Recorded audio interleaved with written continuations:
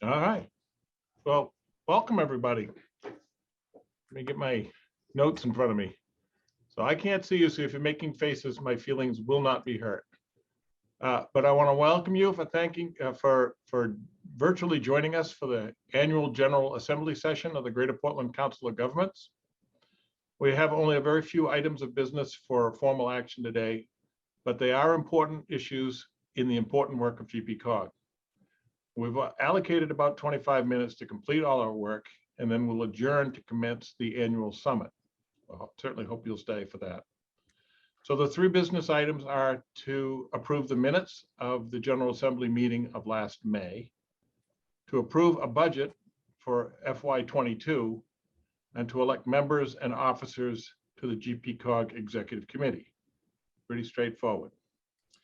So I would like, before I call for a motion to approve the minutes of last May's meeting, to offer a couple of observations. Last year was our first time hosting a General Assembly using the virtual or video conference format. And I think it went well, and I thank the staff for making that happen.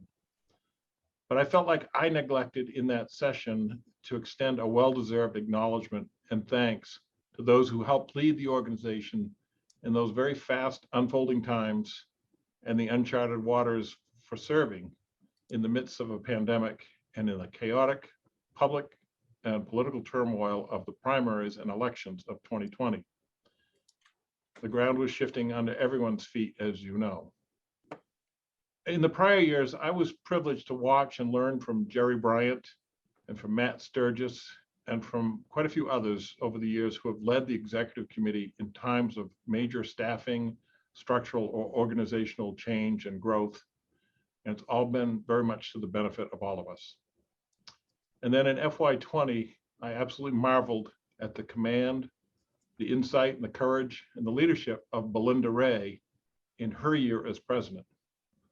I felt like I didn't adequately acknowledge the great work that had gone before and the commitment to bringing this organization to life and relevance, to competence and purpose that we all see and enjoy now. So I ask that you join me in somehow letting them know that their work has made a major positive difference for Greater Portland, for the Council of Governments, and for all of us.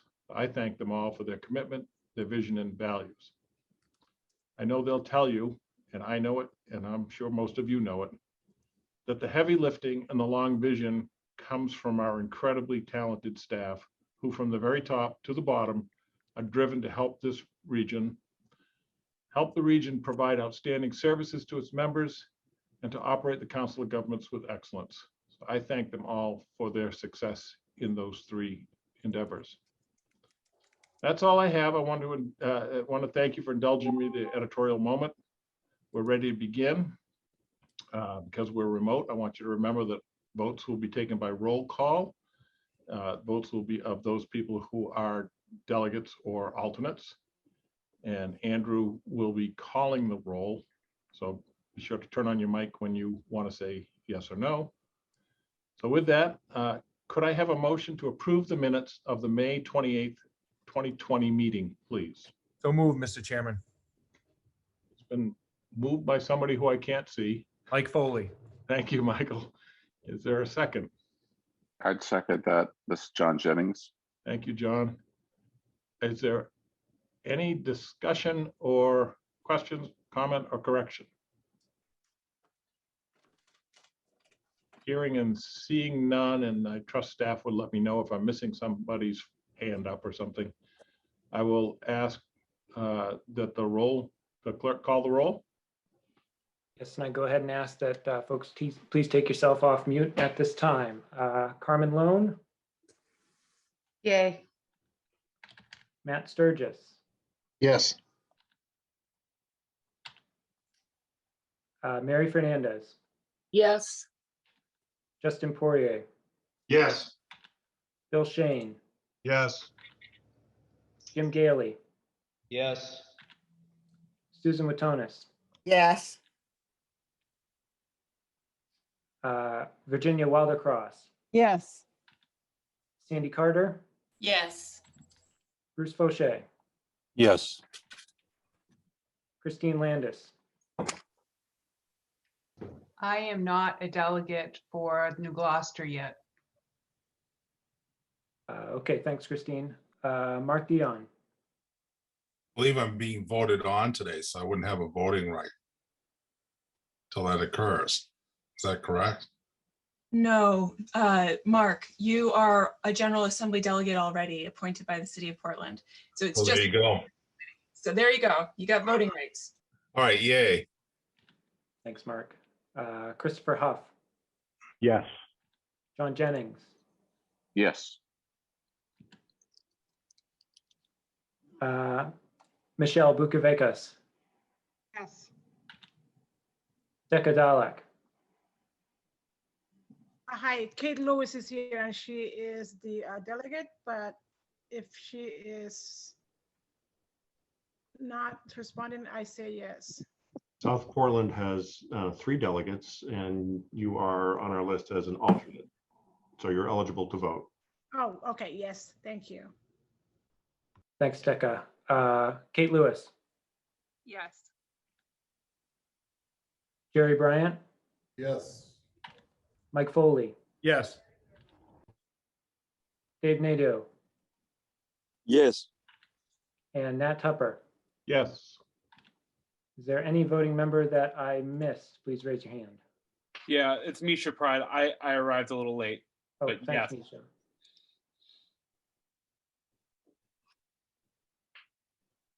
I gather that is a unanimous approval. Yes, Mr. Chair, the motion carries. The motion is carried. The minutes are approved. I'm now going to turn the session over to Sandy Carter, who will introduce those folks who'll be presenting the budget and have some of our own comments. We're going to allow Josh Coaches to make a presentation about the budget. And if you have clarifying questions or need something explained a little bit more, that will be fine. But then I will call for a motion to approve the budget and then open it back up for more deliberative type questions. So Sandy, it's all yours. Thank you. Thank you, Nat. Appreciate that. I'm not going to focus on the numbers. I'm going to let Josh do the heavy lifting there. But as you all see in your agenda, the total proposed budget for the coming year is $4,846,972. What I'm going to focus on really is the priorities. The FY22 budget supports the 3 main strategic priorities for GPCOG. Strengthen cities and towns with responsive member services, lead the region toward shared and sustainable prosperity, and operate with excellence. And underneath that, we have 5 major ongoing focus priorities that we will be looking at for FY22.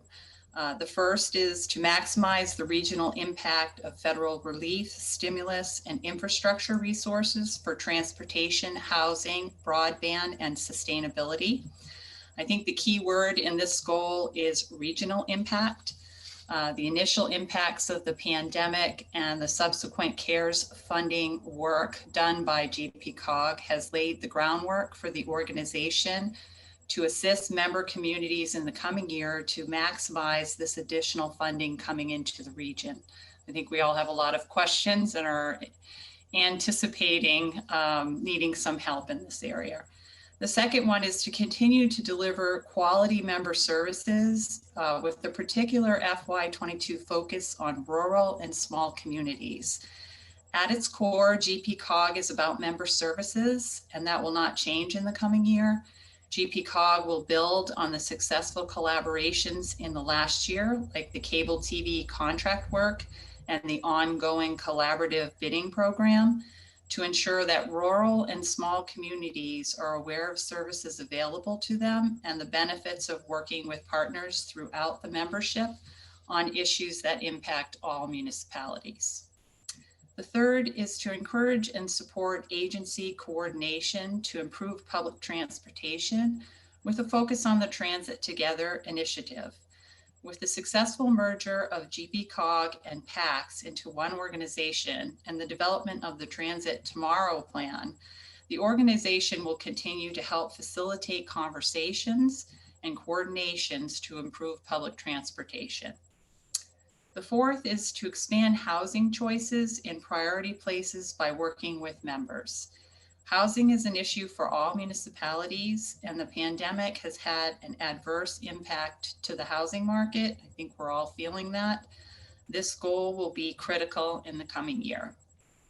And fifth, be a resource and partner on issues of importance to members and the state on climate-friendly transportation, broadband, and racial equity. Most members do not have the resources to work these important issues while dealing with everyday municipal priorities. GPCOG is in a unique position to provide information, pull together members, and collaborate with state agencies to assist members with these critical issues. The budget being presented today anticipates these priorities, but the bulk of the budget will fund GPCOG's bread and butter work. With that, I'm going to turn it over to Josh to go over the budget numbers in a little more detail. And then as Nat said, if you guys have questions on that, Josh and Christina will be available to answer them.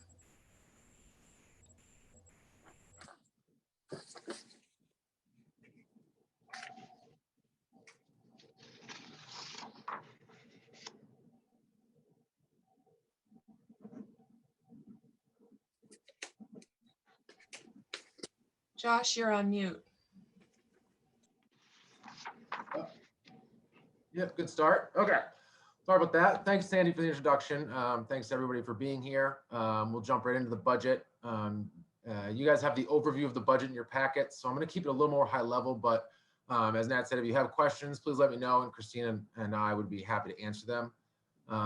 As you can see, the budget is approximately $4.8 million. This is an increase of about $778,000 from the prior year. So the two main reasons for the increase in the budget are increases in transportation funding, as well as projected new revenues. So the increase in transportation funding is almost entirely due to CARES Act funding received through the Federal Transit Administration. And that work is going to be performed over 2 years, FY21 and FY22. For projected new revenues, this is budgeted at $625,000. So as you can see, it's about a $425,000 increase from the FY21 budget. The reason for the increase is due to the amount of unanticipated revenues that GPCOG was able to secure in FY21. So some of those revenues, mainly coming from CARES Act funding, as well as a new Resilience Corps program, and some private foundation funding supporting our broadband work, caused us to grow our capacity quickly in response to the pandemic. So we expect those demands to continue in FY22. So we feel fairly confident we can meet the $625,000 projection. While we don't know what programs those will be attributed to, we certainly expect to continue to play an important role. Next slide, please.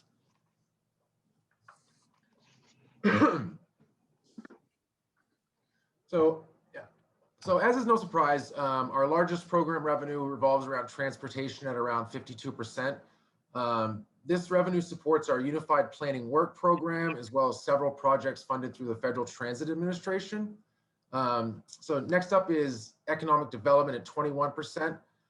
This revenue mainly flows through the Economic Development Administration, Department of Agriculture, and new to this year is the Corporation for National and Community Service. This supports GPCOG's Resilience Corps, a piece of which is managing 14 AmeriCorps fellows. Several municipalities and organizations in the region have actually hosted these fellows and directly benefited from their talent. Next up, approximately 13% of our revenues are yet to be identified. So as of now, we don't know which programs they will be attributed to. And finally, the last program revenue is for member services at just over 10%.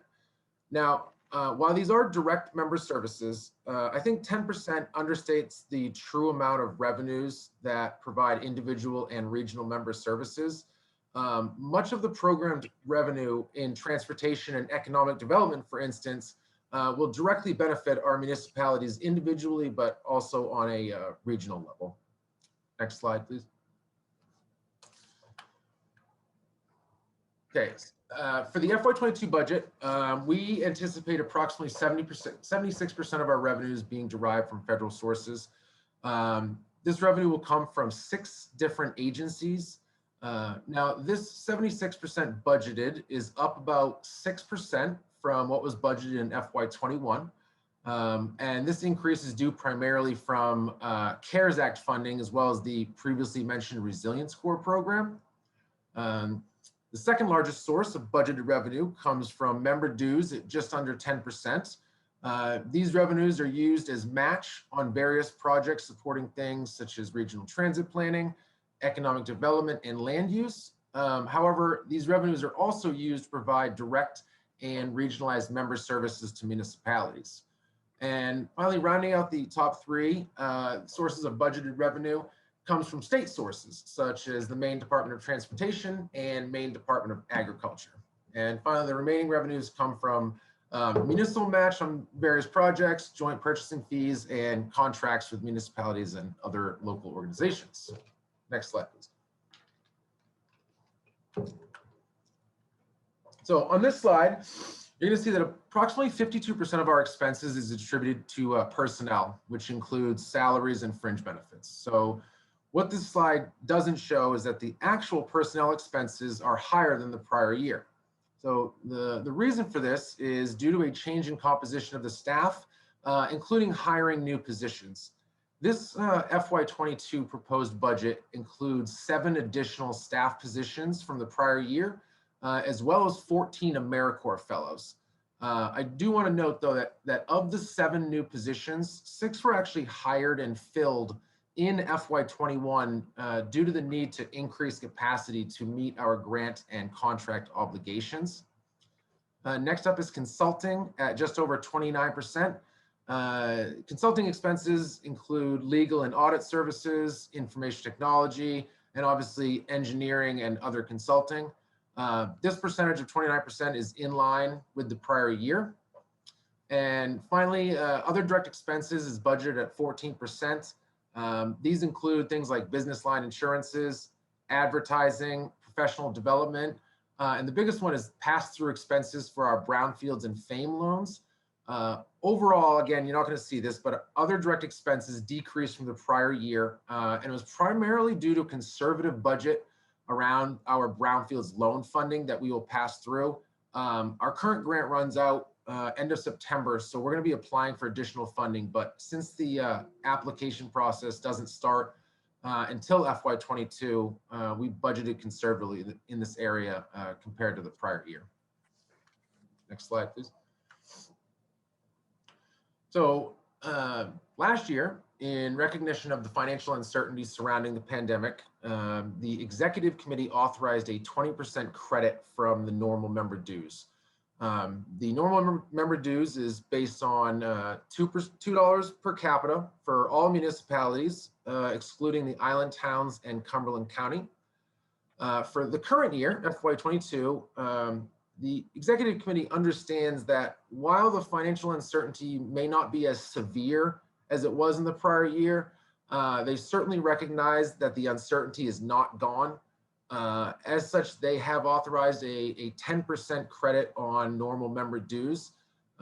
This 10% credit reflects about a $52,000 revenue reduction in member dues.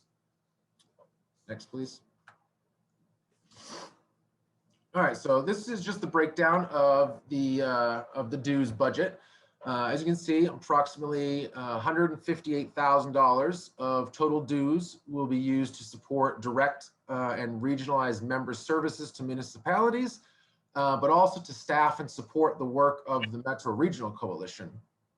The remaining dues budget of just under $310,000 will be used as direct match required on various projects. Now, by providing the $310,000 of match, we'll actually be able to leverage over $893,000 of additional funds to support that work. And finally, the last one. So this final slide just reiterates what I said, but it's a good visual. It's just an easy way to show how much dues leveraged in federal and state funds. As you can see, by utilizing member dues to provide match on various projects, it allows us to bring in a lot more funding to the region. So that is all I have. Unless there are questions, I will pass it back to Nat. Appreciate it. Thank you. Thank you very much. Are there any clarifying questions? Or anybody? You have a hand from Bill Shane. Bill, wherever you are. Yeah, thank you. Just a question. Do you guys have the capacity to not just show last year's, the current year's budget, but the 3 previous years? Because it's a little difficult to try to use last year as the norm, primarily because of all the additional federal funding. So next year, people are going to forget some of this stuff, and it'd be nice to see what the 3 or 4 year trend has been related to budgeting, because it's difficult to give you constructive feedback if I don't know where we've been. And I went to the website and couldn't find any of the previous budgets. So maybe in the future we could add that to the website. Yeah, we definitely have the capacity to do that. I can certainly put that together if you like, whether this year or next. What do you know what the last 3 year budgets were in total? I mean, you're looking at what, 4.7 this year, 4 million this year, 4.7 next year. What were the last 3 before that? I can tell you in about 30 seconds if you want to, or I can just do it after. So the budget for the year before FY20 was 3.7 million. And FY19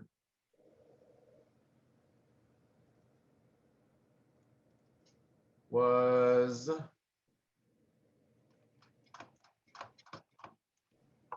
$2.75 million. And the last one before that, which is the one that I have, that's when I started,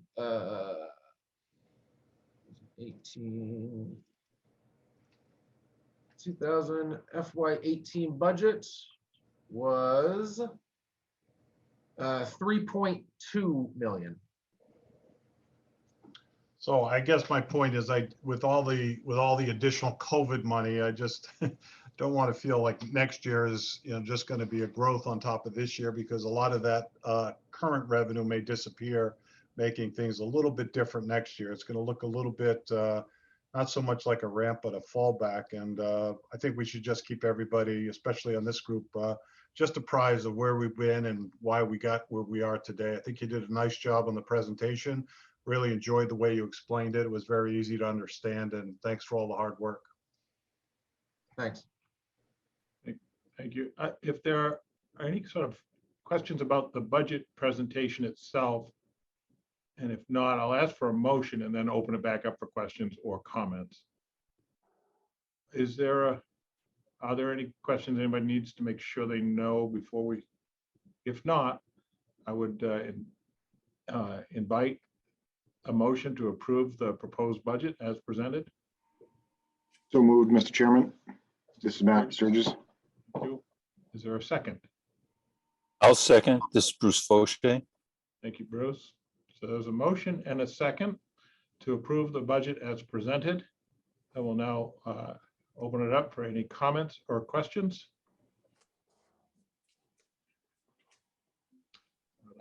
I'm a limited screen here, so if anybody can see that there's a hand up that I don't know about, don't be shy to tell me. Looks like we've got Bill Shane. Bill, okay.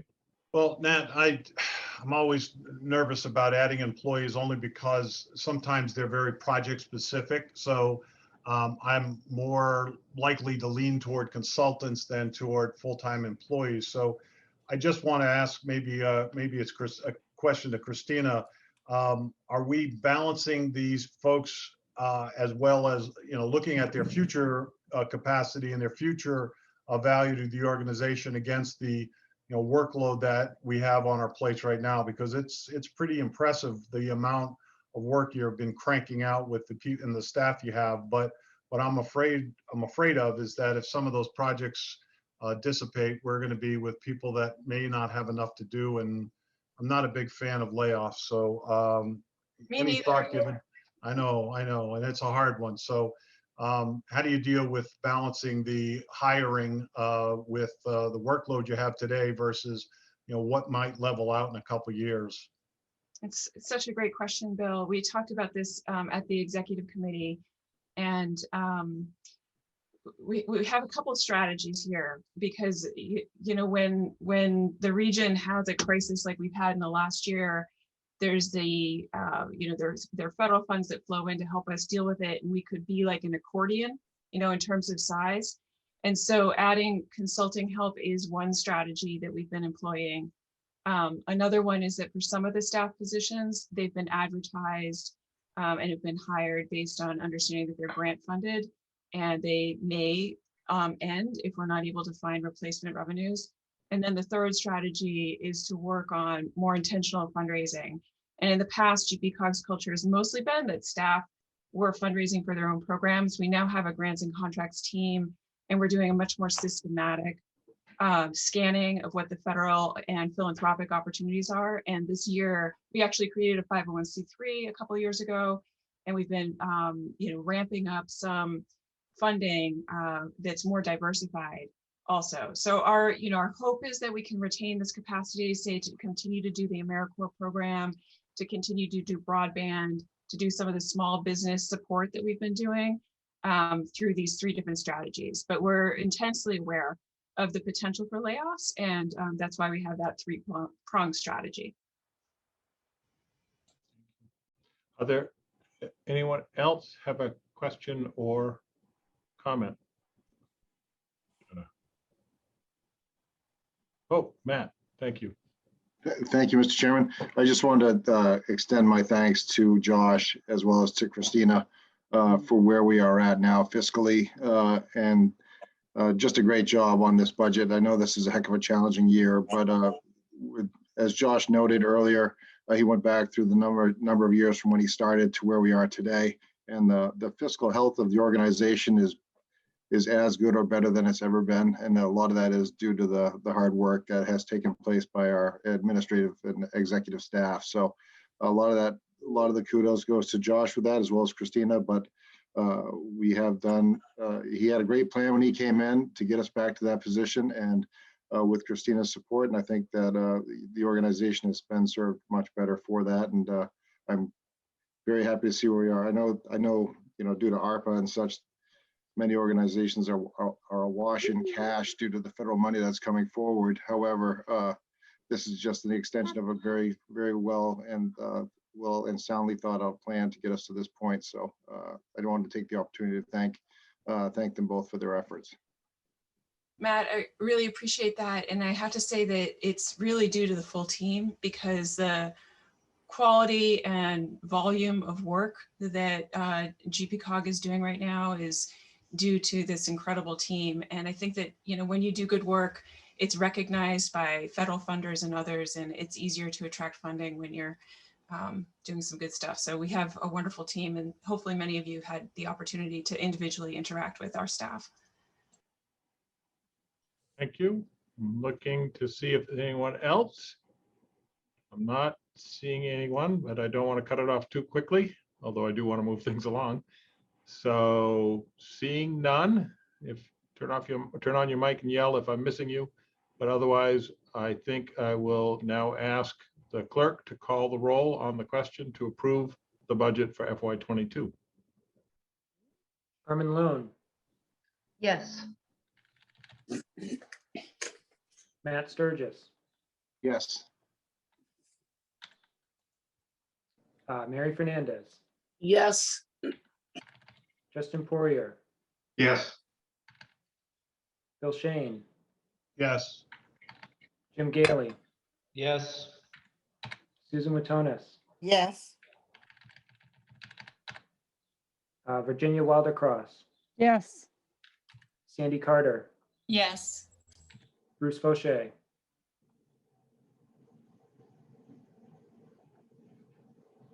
Bruce Fauché, are you with us? Sorry, I was muted. Yes. Thanks, Bruce. Let's see, Mark Dion, Yes. Christopher Huff, Yes. John Jennings, Yes.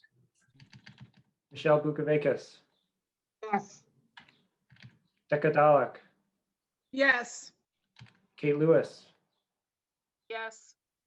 Misha Pride, Yes. Jerry Bryant, Yes. Mike Foley, Yes. Dave Nadeau, Yes. and Nat Tupper. Yes. Any voting members that I missed? Mr. Chair, the motion carries.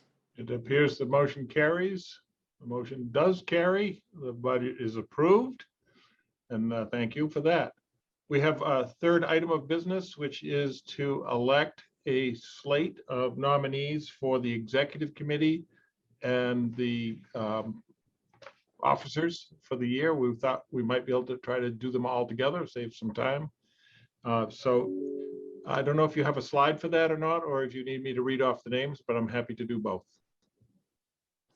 Could you read off the names? Okay, the executive committee has nominated for the next term the following members: Jerry Bryant from Westbrook, Sandy Carter from Gray, Mark Dion from Portland, Mary Fernandez from Casco, Kate Lewis of South Portland, Carmen Lone of Bridgeton, Jared Maxfield of Wyndham, Justin Poirier of Cape Elizabeth, Matthew Sturgis of Cape Elizabeth,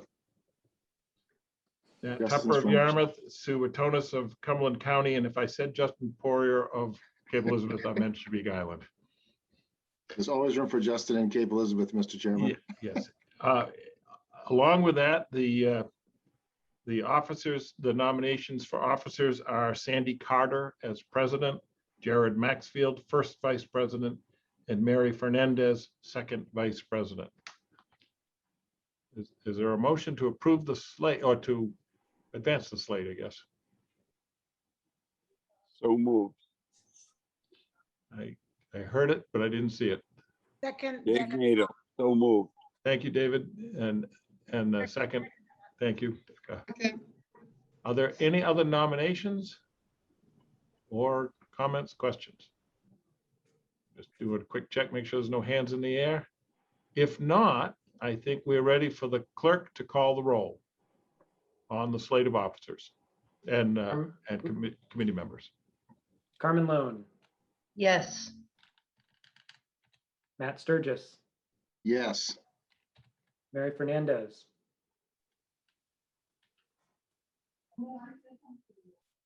Mary Fernandez, Yes.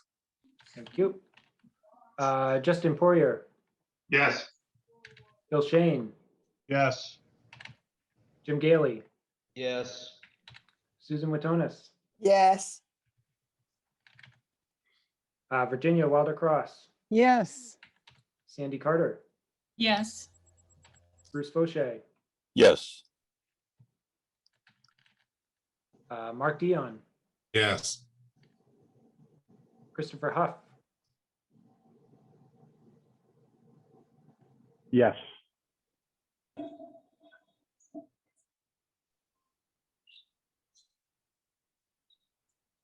sorry, folks, my spreadsheet shifting around here on me.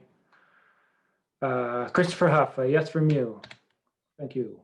John Jennings, Yes. Kate Lewis, Yes. Dave Nadeau, Yes.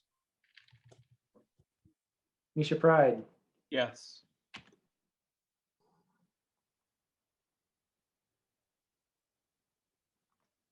Jerry Bryant, Yes. Mike Foley, Yes. and Nat Tupper. Yes. Kate, you were heard. Folks, is there anyone that I missed? Counselor Decadelic might not have been read off the roll. True. Yes. Sorry, Decca, how do you vote? What's Yes. Thank you. Thank you. Michelle Bukovics in favor. Thanks, Michelle. Is anyone been missed? I believe that's everyone, Mr. Chair. The motion carries. It looks like the motion carries and is unanimous. The motion does carry. The slate of officers and committee members is approved. We are, unless there's other business, ready to adjourn this portion of the meeting and go immediately, I think, to the annual summit. Is Nat, there any business that needs to be brought or announcements need to be made before I ask for an adjournment? And I won't ask for a roll call. I will, I'd like a moment to speak if that's all right. Of course. Thank you. It's to thank you. It's to thank Nat for the service he's given to GPCOG as a volunteer president, and to say it's been a pleasure to work with him as a VP this past year. Your long experience as a manager provides great guidance, and you have a unique way of looking at every initiative and project or policy from every single angle and ensuring all communities are represented. And I appreciate that. It makes me think a lot when we're discussing things. So your commitment to municipal government is an inspiration. And I want to thank you for that leadership and your support as I take over as GPCOG volunteer president. And I look forward to the next year and hope to continue fostering collaboration between the communities, helping the organization support municipalities with resources, know-how, and ideas, and to speak up for the region at the state and federal levels. In the end, we're all in this together, and GPCOG is here to help, and I look forward to the coming year. And thank you, Nat. Thank you. Even though I tried to cut you off before you could say all that stuff, I wish you the best, and I have great confidence that you will lead the organization for a good year. So thank you very much. If there's nothing else, may I ask for a motion to adjourn? And we'll do it by acclamation. Is there a motion to adjourn? I'll move. So moved. Oh, I'll second. All right. Then we are adjourned from this. Don't go away, because we're coming right back, and we'll start the summit. Thank you. Thank you.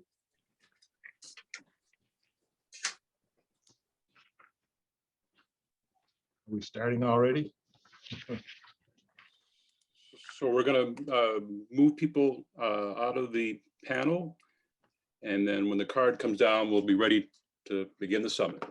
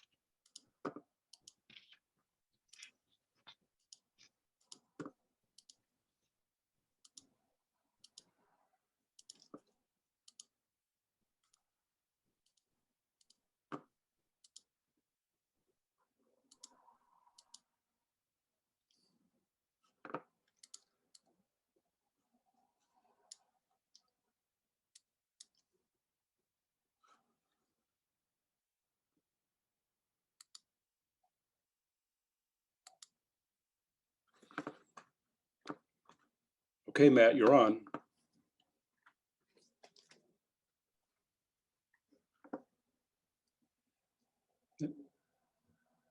I think Nat, I think you're supposed to go before me.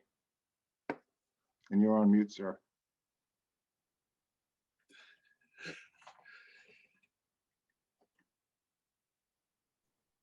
Am I with you? I got a signal that says I was lost as a panelist. I see you on my screen.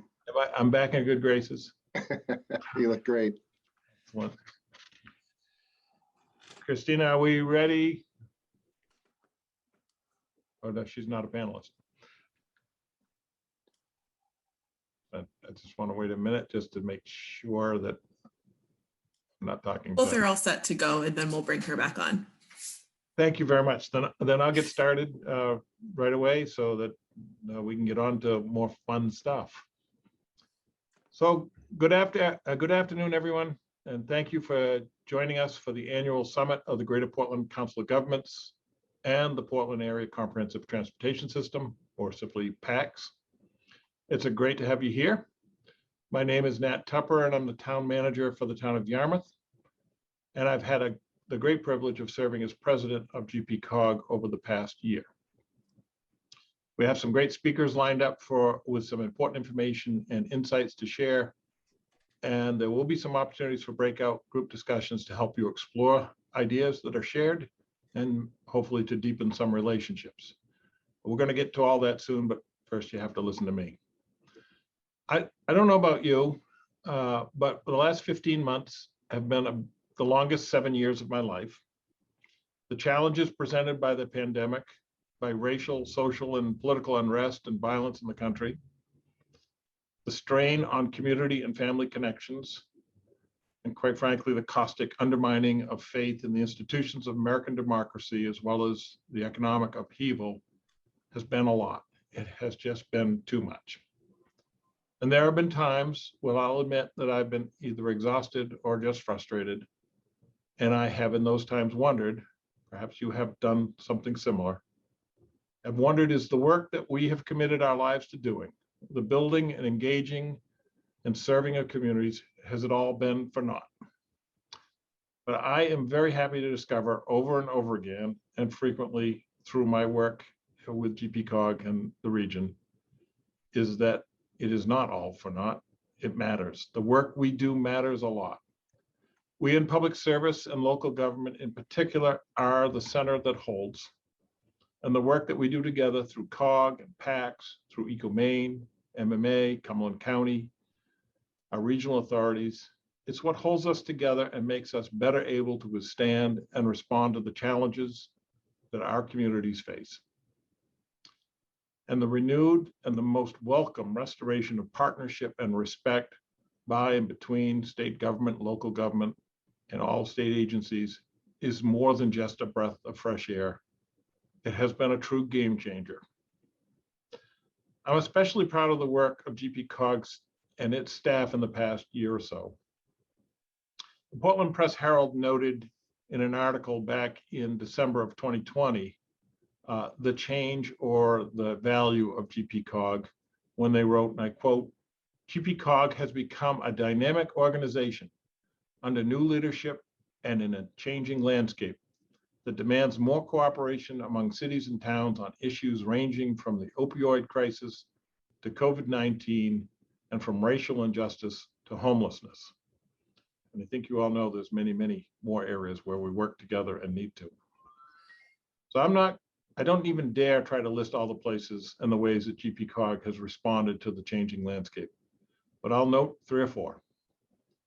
The Maine Economic Recovery Program, which in partnership with the state helped 1,400 small businesses with over $67 million in CARES Act assistance in our region. In broadband, GPCOG took a leadership role with the Maine Broadband Coalition, working with the community, with a local, county, and state agencies to expand connectivity in our region and statewide. Hang on, somebody's texting me and I'm afraid they're telling me my mic's not on. The Resilience Corps, GPCOG brought on 14 bright and talented AmeriCorps fellows to work in the region on a wide variety of projects and issues, and their work is noted and helping enormously. COG continues to support work in land use, regional and transportation planning functions, in saving its member towns and cities hundreds of thousands of dollars through our joint purchasing services. And the game has stepped up considerably for COG in its role as convener and information sharing hub for all of its members. And we have a very ambitious agenda and a work plan to be teed up to continue this great work and to build and improve on what's been accomplished. And we most want to strengthen our partnerships and our friendships throughout the region.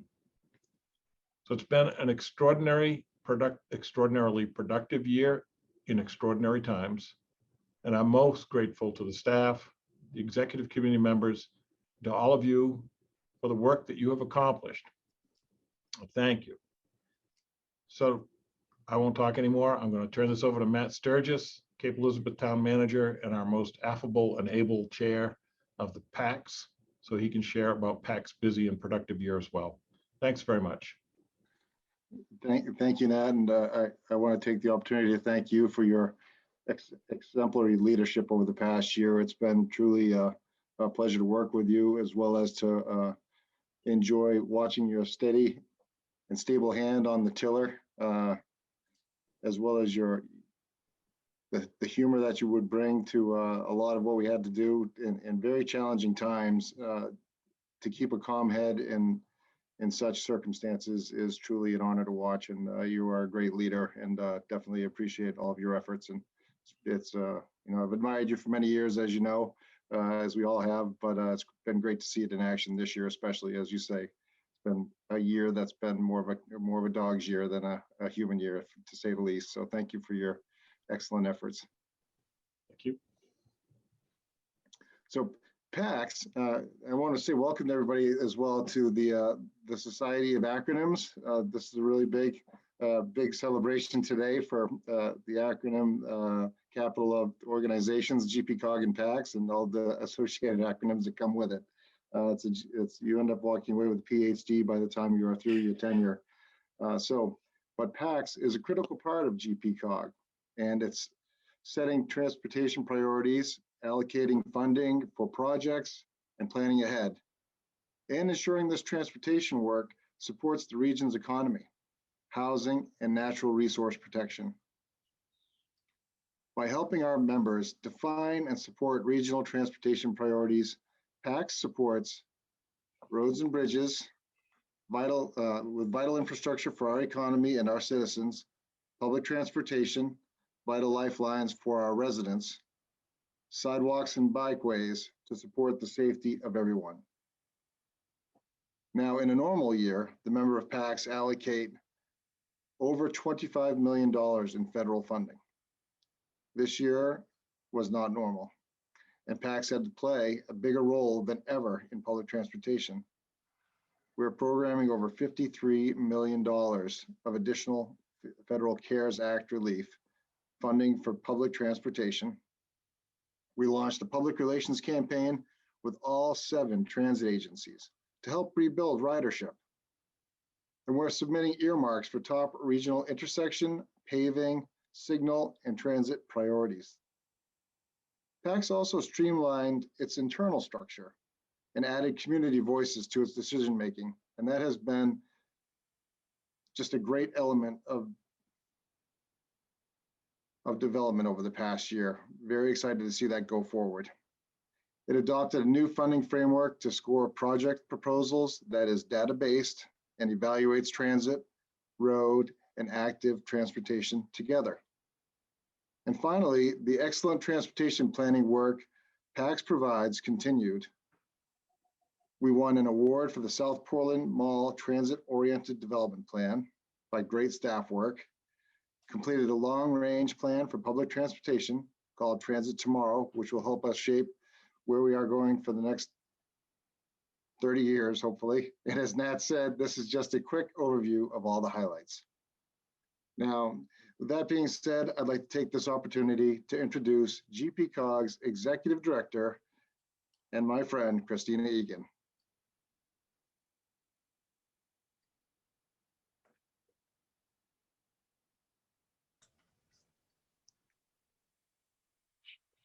Thanks so much, Matt.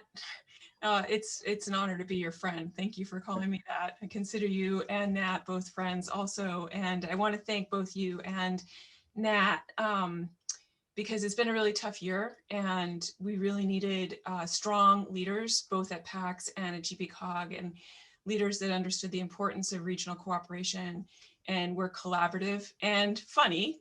We definitely needed humor in our meetings this year as we were going through a lot of tough things. And both of you did this despite having the responsibilities of running towns. And that's a huge full-time day job. And you've just given us so much of your time and your thoughts and your wisdom this year. So thank you to you both. It has been an extraordinary year of challenges, and I think at this point, I know I'm feeling optimistic. We're going to celebrate some things that we've done in the region, and we're also going to be looking to the future about how we can become stronger and come out of the pandemic as an even stronger and more resilient and more prosperous region. And last year, our guest speaker joined us as we were all starting to lock arms and figuring out how to help our communities and our people be healthy, and also to weather the economic shutdown. And I'm very pleased that she's joining us again a year later as Maine is starting to emerge from the pandemic. I'm delighted to have Hannah Pingree, who is the director of the Governor's Office of Policy and Innovation. She has a very big charge. The policy office says that it's working on fostering collaboration and innovative solutions to help solve Maine's most important long-term challenges.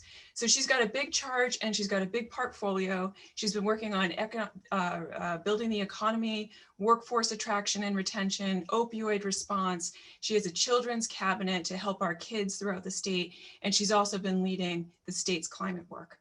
I'm really delighted to welcome Hannah Pingree to the virtual stage.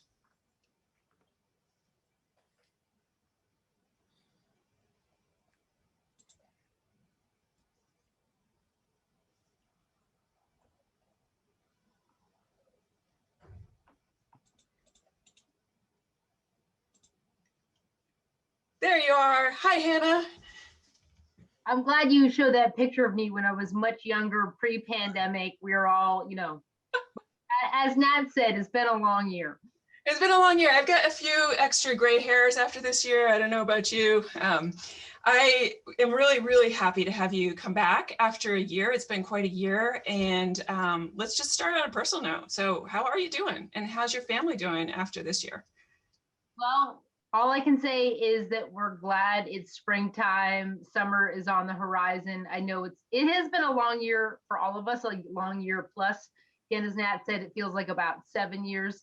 We're all doing okay. I'm glad my kids are back in school. They got a couple weeks to go. I mean, clearly for my family, and I'm sure for many of your families and the people of Maine, this has been a long haul. I mean, it's been scary at times. It's been wild. You know, we've had weeks and months of kids at home with homeschooling or hybrid schooling. My husband has carried a heavy load. So I know there's a lot of talk about moms and dads who've really done a lot. And it's been wild here at times. So I'm appreciative of him, and I'm appreciative for, again, the teachers and childcare workers, as well as, you know, community officials who've really helped us carry the load for the state as we've all survived this past year. So I'm now feeling more optimistic. I'm looking forward to summer, and I think there's a lot of optimism about the state of Maine. I think we've all been in a pretty challenging place for the last year. So I'm excited about the future.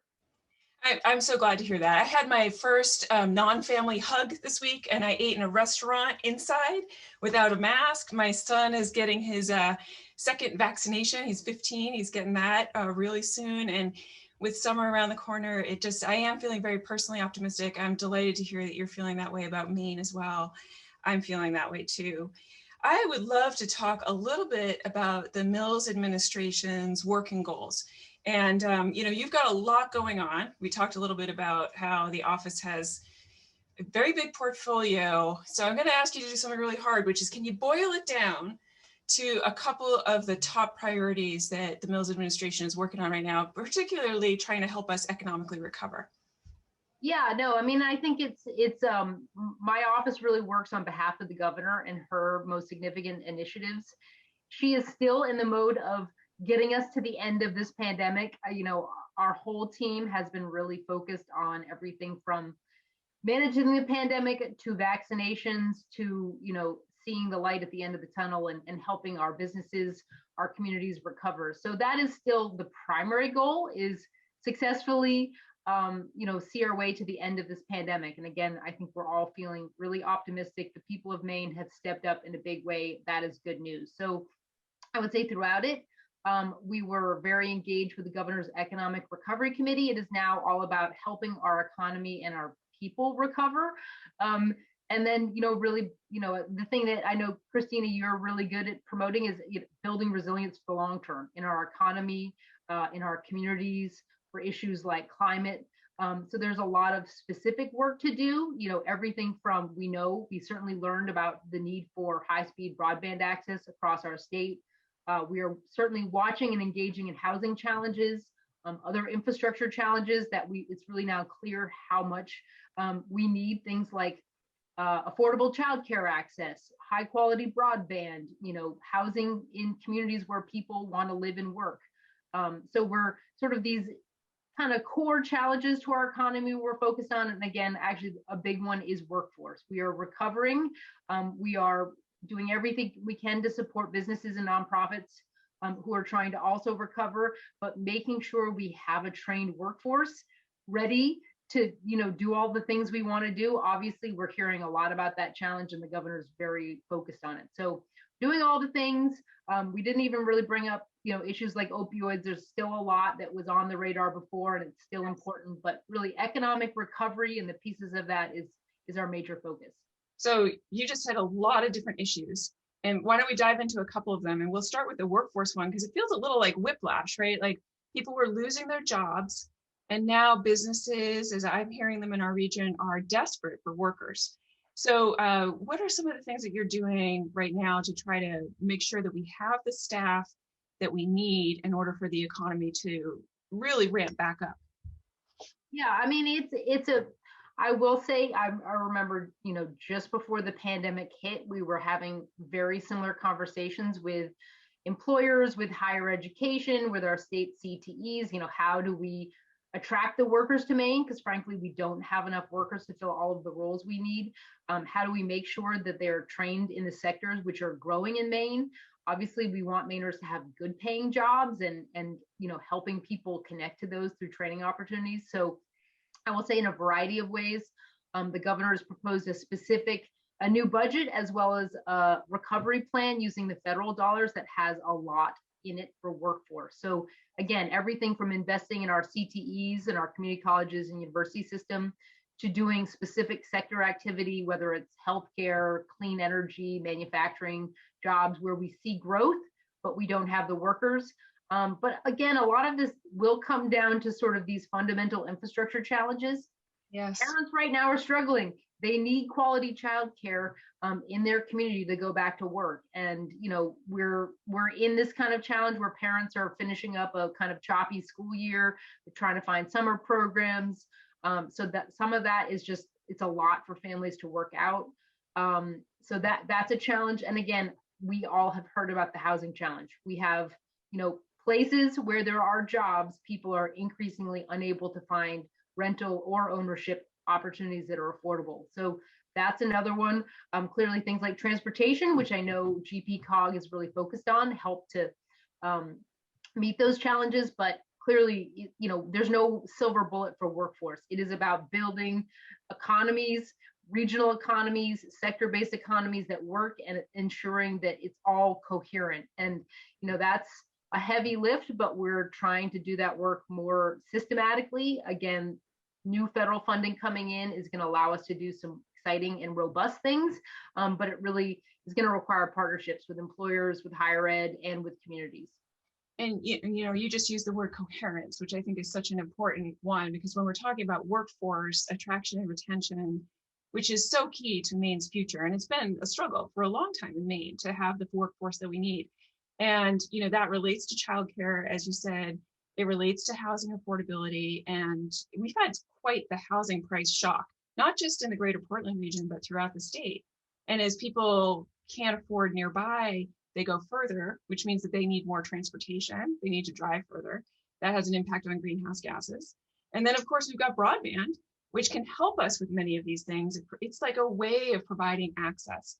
So let's talk a little bit about that last one, broadband, because I know that there's a new connectivity authority, which is being set up in order to be able to maximize the federal funds coming in.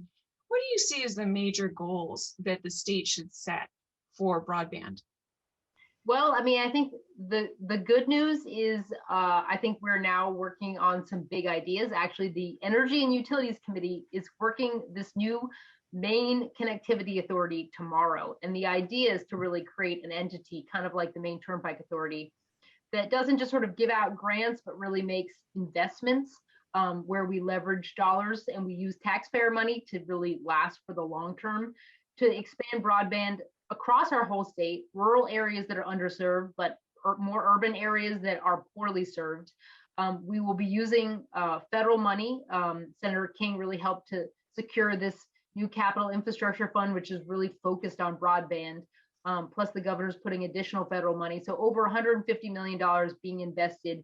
It has very ambitious requirements about the speed of internet access. So it's not just having broadband access, but it's got to be high speed.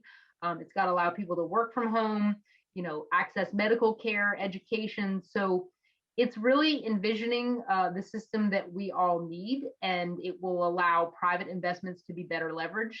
It will actually retain some ownership by, the people and this authority, so that we're not just, again, giving it to private companies, but really making it last for the long term. So I hope it's a game changer. Clearly, we need a game changer in Maine. I think we all, I've been on a lot of Zoom calls, even with people in the city of Portland, who sometimes have the worst internet access. So clearly, we're moving into a world where remote work is more viable, and but it all requires, connectivity. And so I'm hoping that this will make a big difference. Clearly, I think it's a huge bipartisan focus area for the legislature. So stay tuned, but I think we're heading in the right direction.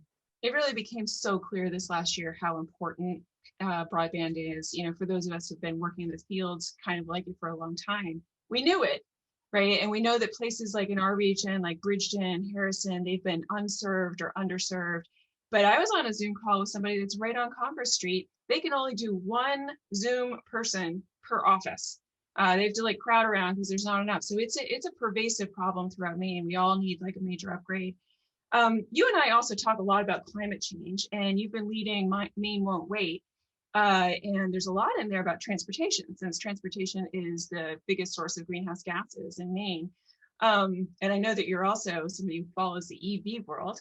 I was pretty excited to see what's happening with the F-150 truck the other day, because I know you and I have talked before about not having four-wheel drive on electric vehicles. That really makes it hard in Maine's winter and with a lot of the jobs that we have in Maine.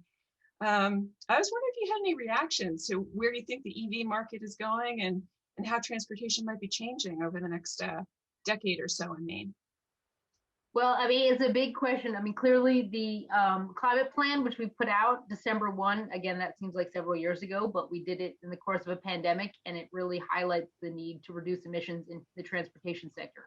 And in a rural state where people drive a lot, it's a heavy, heavy lift. So the plan actually calls to put over 200,000 EVs on the road by 2030. So we've got a lot of ambitious. And we also are attempting to reduce vehicle miles traveled in the state of Maine, which is also a lift. That requires broadband, land use planning, people living closer, helping people live closer to where they work and go to school. So we're trying to do all the things. I would say the new federal administration in Washington is certainly a game changer. That paired with, it caused General Motors and Ford and all these other companies to suddenly start making these big announcements about phasing out gas-powered vehicles by 2030, 2035. Obviously, the Ford F-150 looks like a normal big truck. It actually has some really cool things, and my husband's already trying to figure out how to put it in order. But that's the kind of thing we need to change the market. Affordable EVs that people can imagine driving. And that truck also, what's really cool about that is it, all of us need generation backup, right? A lot of us need that because of the storms, and you can run your house, I understand, for 2 to 3 days off of the motor in the truck. And I was thinking also about construction crews. You can run your work tools right off the truck rather than having to find a way to plug it in or access electricity. It's pretty exciting stuff. So let's talk a little bit about federal funding. Let's start with what we got and then what's coming, because it's a big reservoir of funding. And of course, we in Maine got $1.25, I think, billion worth of coronavirus aid, relief, and economic security through that act, the CARES Act. In our region, as we heard from Nat and Matt, it made a huge difference. We worked really closely with the Department of Economic and Community Development to distribute $67 million to businesses around here. We've been working very collaboratively with the transit agencies to distribute some of the CARES transit funds. And of course, you know, for our families and jobs, the Paycheck Protection Act has been really important. But I believe you probably know a lot more about how that funding has been spent. What are some of the ways that the CARES funds have benefited Maine that most people might not be aware of? Yeah, I mean, it's a great question. I mean, you highlighted a few of the big things. So of the 1.25 billion we got from the CARES Act, it was really focused on helping the state survive the pandemic. So the state put a significant amount into pandemic related activities, our public health systems, et cetera. A lot of money went to schools and childcare facilities to support all the things that they had to do, unique things they had to do over the course of the past year. We put over $300 million into our unemployment trust fund to make sure that we didn't see just huge increases for employers in unemployment rates, and obviously provided a significant amount of funds to business relief. Through the programs you described, so lots of money going straight out to businesses, agriculturals and fishery money to really help those industries survive. So it was really about just kind of trying to secure the state of Maine, not the rebuilding necessarily, but obviously those were game-changing funds that really helped the state weather this in a much better way. That's great. So let's talk about the future, because that money was really helpful to us getting through the last year. And now we've had the American Rescue Plan. Many people call it ARPA, about $4.5 billion coming to Maine. What do you see, like your office is in charge of solving some of our longest term challenges in Maine. What do you see as some of the opportunities where this Rescue Plan Act money can be used to address some of those challenges you're working on day to day? Well, I mean, hopefully people have checked it out. The governor did put out the Maine Jobs and Recovery Plan, and it's going to be before the Maine legislature as soon as next week. So please stay tuned. We'd love folks to follow that and see what they like about it. There's a lot of funds that we hope will leverage local opportunities as well. I know communities are also thinking about how to spend specific funds that they've received. So we've looked at the plan in three buckets: immediate economic recovery. So continue to do things that help businesses, help the unemployment trust fund, help really kind of hurting heritage industries, for example. So immediate recovery. And the next bucket is how do we specifically support economic recovery and growth? A lot of that is about our workforce, really building more robust workforce systems, investing in training and education, and helping businesses grow through innovation. So that's number two. And number three is our infrastructure. So the sort of all the traditional infrastructure, from investments in our roads, sewer and water, and our broadband, those are kind of the most significant. Also things like weatherization, childcare, and housing, you know, again, the things that really underpin our communities. So that's how we've envisioned the fund, sort of in this urgent, immediate economic recovery, really building for future economic growth, and then all the infrastructure required, a lot of which has been long neglected. But how do we really invest in those things that will help kind of underpin future economic growth? That's great. And let's come back to infrastructure in a second. You mentioned that municipalities, counties, the state, lots of entities are getting funding directly. What do you see as the opportunities for the different levels of government to work together to kind of maximize the impact? I mean, the governor feels very strongly, and she's spoken to some county groups, she's spoken to MMA, and she really would love to see, and we've tried to set up her funds, the ARP plan, to really think about how do we create pots of money that can, you know, the state puts money in, it will encourage communities or counties to do the same. I would say specifically on broadband, housing, sewer and water, as well as energy efficiency funds that are specifically directed to communities and schools. We see all of those things as ways where, you know, the state will put out these funds, and we really hope it encourages similar activities at the local level. And we've been in conversations with the counties as well as towns about how we create these funds in a way that they leverage each other. Obviously, we're still kind of waiting for the dust to settle on the Maine legislature that has to approve some of this, but we certainly would love and have been in conversations, but would love to stay in conversations with GPCOG about how to ensure that these funds are most leveraged to really solve long-term solutions, because we could all kind of find ways to probably spend this money quickly. But if we can use it to do, I think we have been using the word transformative, game-changing things, sort of the big swing things that we don't normally, we aren't normally able to fund. Obviously, that puts the state in a much better position for the long term. I think as a regional organization at GPCOG, we feel a lot of affinity with kind of the mission of your office, in that there are these persistent challenges in Maine. And if there are ways that we can make some serious progress on them in this moment of so much federal funding coming in, it'd be great. And I'm wondering, is there anything that you've got a lot of municipal officials and staff out in the audience today? Is there anything that you would want to ask them to do as they're considering their budgets to work with you? Well, I would just say, I mean, please check out the plan and see if you like it, and tell your legislator that you do and that you hope that these things pass. I would say we really look forward to once these things solidify, having much more active conversations with communities. We hope to put out a guide once these things get passed by the legislature to say, here, this is where the DEP is putting out sewer and water funds. It's a lot more funding than usual. We hope you consider leveraging it with local funds. Certainly the same thing with broadband. Specifically on the issue of climate, Christina, you and GPCOG have been really great partners to us on this. We have specific funds to start infrastructure adaptation work with the Department of Transportation, but as well as across other agencies. So we're going to pilot that program with hopefully $20 million coming out of these ARP funds. That is really about working with communities to identify adaptation and resilience projects they have been unable to do. We don't really, I know you've done some good work trying to figure out how many projects are shovel ready, but this will be a good kind of kickoff exercise to see. We know there's a lot out there.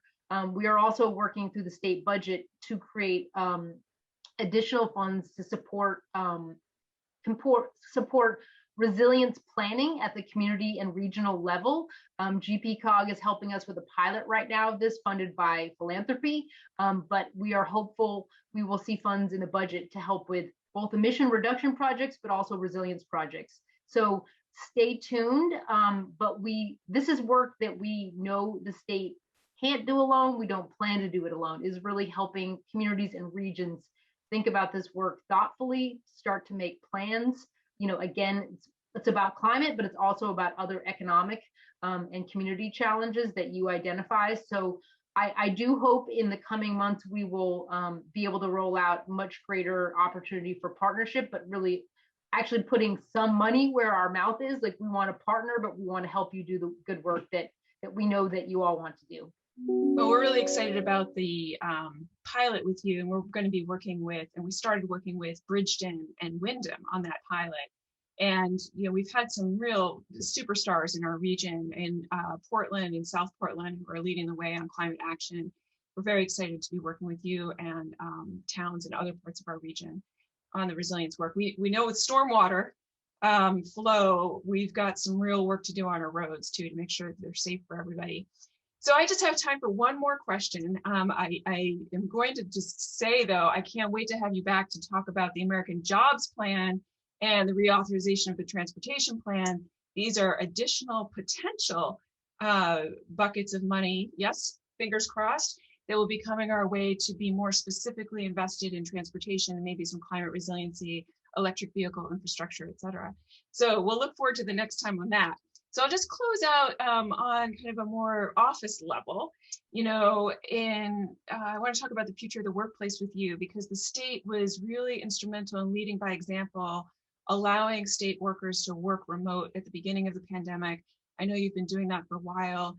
GPCOG is fully remote right now. We're now thinking about how to go back hybrid. Many of our municipalities have been in person or hybrid for a while. I've been reading a lot, about workforce attraction, and the flexibility has been something that I know our employees and many others appreciate. It's been, even though the pandemic has disproportionately hurt women who are doing caretaking of kids and things like that. The flexibility has been helpful for women's careers. We know it's had the opportunity to connect to rural residents who could, be remote rather than having to commute a long way. And then, lastly, of course, with climate, it's been reducing the amount that people drive. So I'm curious, from your perspective, what is the state thinking about the future of the workplace? And are you going to try to capture some of these benefits and continue to lead by example? Yeah, I mean, it's a great question, Christina, and the state is currently working on our remote working policy, our sort of long-term one. I will say the pandemic was not a good thing in any way, but it certainly sort of completely altered our understanding of what was possible with remote work. And I think the state didn't think that what we've done for the last 15 months was possible, but it actually turned out to be a pretty successful experiment. So in the coming weeks, our Department of Administration and Financial Services is going to be releasing a remote work policy. And I think it will continue to allow the kind of flexible work that we know has been possible. It's not possible for every worker in state government. Obviously, there are public facing employees who are required. But I think that it's been a game changer. People are thinking about the office in totally new and different ways that is I think exciting and important.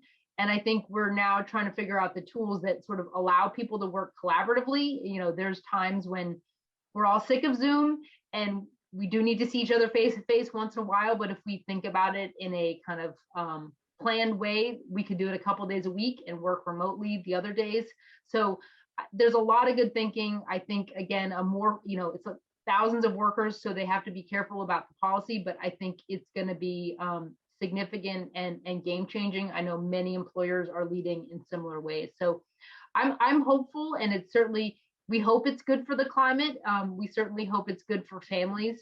And I think in many ways, we've all been able to do really important work remotely over this past year. So clearly we've seen thousands of people move to Maine because of this as well. And Maine needs families, it needs young families, it needs workers. So, as long as we can find affordable housing for those people who've been in Maine all along, it does cause that challenge. But I'm hopeful, and I think the kind of complete shakeup in what we thought was possible, it was actually exciting. What a moment in history we're all living through. And Hannah, I want to thank you so much. I mean, you've been a wonderful partner to our region. You're so accessible. You're so thoughtful, and we're just really grateful to be able to work so closely with you on all of these different issues that really affect our future. So thanks. Can't wait to have you back again. Well, thank you so much for having me. I would just say again, on behalf of the governor, she really, I think over this course of this past year, we've worked very closely with communities and with groups like COGS like yours. And so we just appreciate the partnership. We know, I hope it builds the base for a lot of important long-term work that we all know needs to be done. So thank you all for the heavy lifting you've done on behalf of the state. And again, thanks for having me. Thanks so much, Hannah. Bye. Bye. I am going to continue in the spirit of thank yous right now because and offer kind of a mid-event thank you to the GPCOG team who organized today, and also you've been to probably many of our events, leadership tables, coffees with COG, the Momentum series we did on racial equity, and many others. And that events team is led by Tom Bell and Chris Hall and Tori Pelletier, Tony Plant and Katie Murphy, one of our Resilience Corps members, have been really helpful on this. And I want to lastly thank Kat Violet and actually introduce her and welcome her to the screen. She has been working with Tom Bell, our Public Information Officer, on this next celebration of the region's communities and the resilience of our people, and particularly of our municipal staff and volunteers within our municipalities. Kat? Thank you for the introduction, Christina, and thank you all for being here today. I'm Kat Violet, and I'm an Outreach and Communications Associate here at GPCOG. For the past few months, I've been working with Tom Bell, who heads our communications team, on making a video about how our communities responded to the pandemic. There are many things that we learned in the past year, but above all, I think it highlighted how resilient and caring our communities are. We saw communities work collaboratively and creatively to ensure that people had the support they needed. Through the creation of this video, I got the chance to visit beautiful places like Chevigue Island and Naples for the first time since it's only my second year in Maine, and meet incredible municipal staff and volunteers. I was moved by the stories shared by communities, and I hope you will be too. So without further ado, please enjoy this video.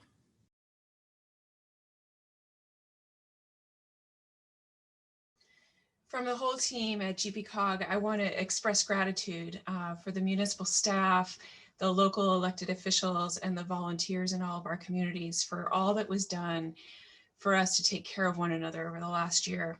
Tremendous energy and community spiritedness exists in our region. And, although we're emerging from this last year, we've got to continue to put this spirit to work in the next year. This next panel focuses on our region's future and how we can work together to build shared and sustainable prosperity. We will explore how we can recover and reinvigorate our economy as well as our communities. At this moment, I'd like to welcome our panelists to the stage. And as they're coming online, I'll give you some brief introductions on who they are. So the first person is Rick Domino. He is the president and CEO of A Better City. He's an old friend of mine from the Boston area. We've worked very closely together on transportation policy. And he's been working also on housing and on climate. He has municipal roots. He's been the commissioner of transportation for the city of Boston. So he will be tremendous to talk to us about what's been happening in Boston, what the parallels are in the Portland area. Karam Durdag, the president and chief operating officer of GWI, is also joining us. Karam, I count among my friends as well. He's been an articulate advocate for broadband, and he is also deeply involved in the New Mainers community and has been ensuring the economic prosperity is shared amongst all of our residents. Kristen Baja is the programs director of the climate resilience at the Urban Sustainability Directors Network, which again is rooted in municipal government. She has a municipal background and helps professionals from both municipalities and the county with climate resilience planning. And lastly, but definitely not least, because I get to work with her all the time, is Lynn Tillotson. She's the president and CEO of Visit Portland. She has been this last year working tirelessly at the front lines of supporting our hospitality industry, which, as you know, is a critical part of the greater Portland economy. I'd love to welcome all of you to the stage. Thank you, Christina. Thank you for having us. So great to see you all. I'm just adjusting my view here so I can see you well. Rick, it's been so long. So glad to see you. Thank you for making time. Kristen, I should call you Baja, right? Baja, you go by Baja. It's wonderful to meet you in person here. And Lynn and Karam, you've been such great partners for GPCOG. All of you have really valuable insights to share with the audience today about what just happened to us this last year and also what's lying ahead. So I am going to ask each of you to briefly introduce yourselves and your organization, just as brief as you can be, and then share one thing that most people don't know about you. And Lynn, I know you have great spunk. Would you kick us off there? Yeah, thank you. I'm Lynn Tillotson. I'm the president and CEO of Visit Portland. We are the Greater Portland Convention and Visitors Bureau. And let's see, one thing that somebody doesn't know about me, probably that I'm actually a hotelier.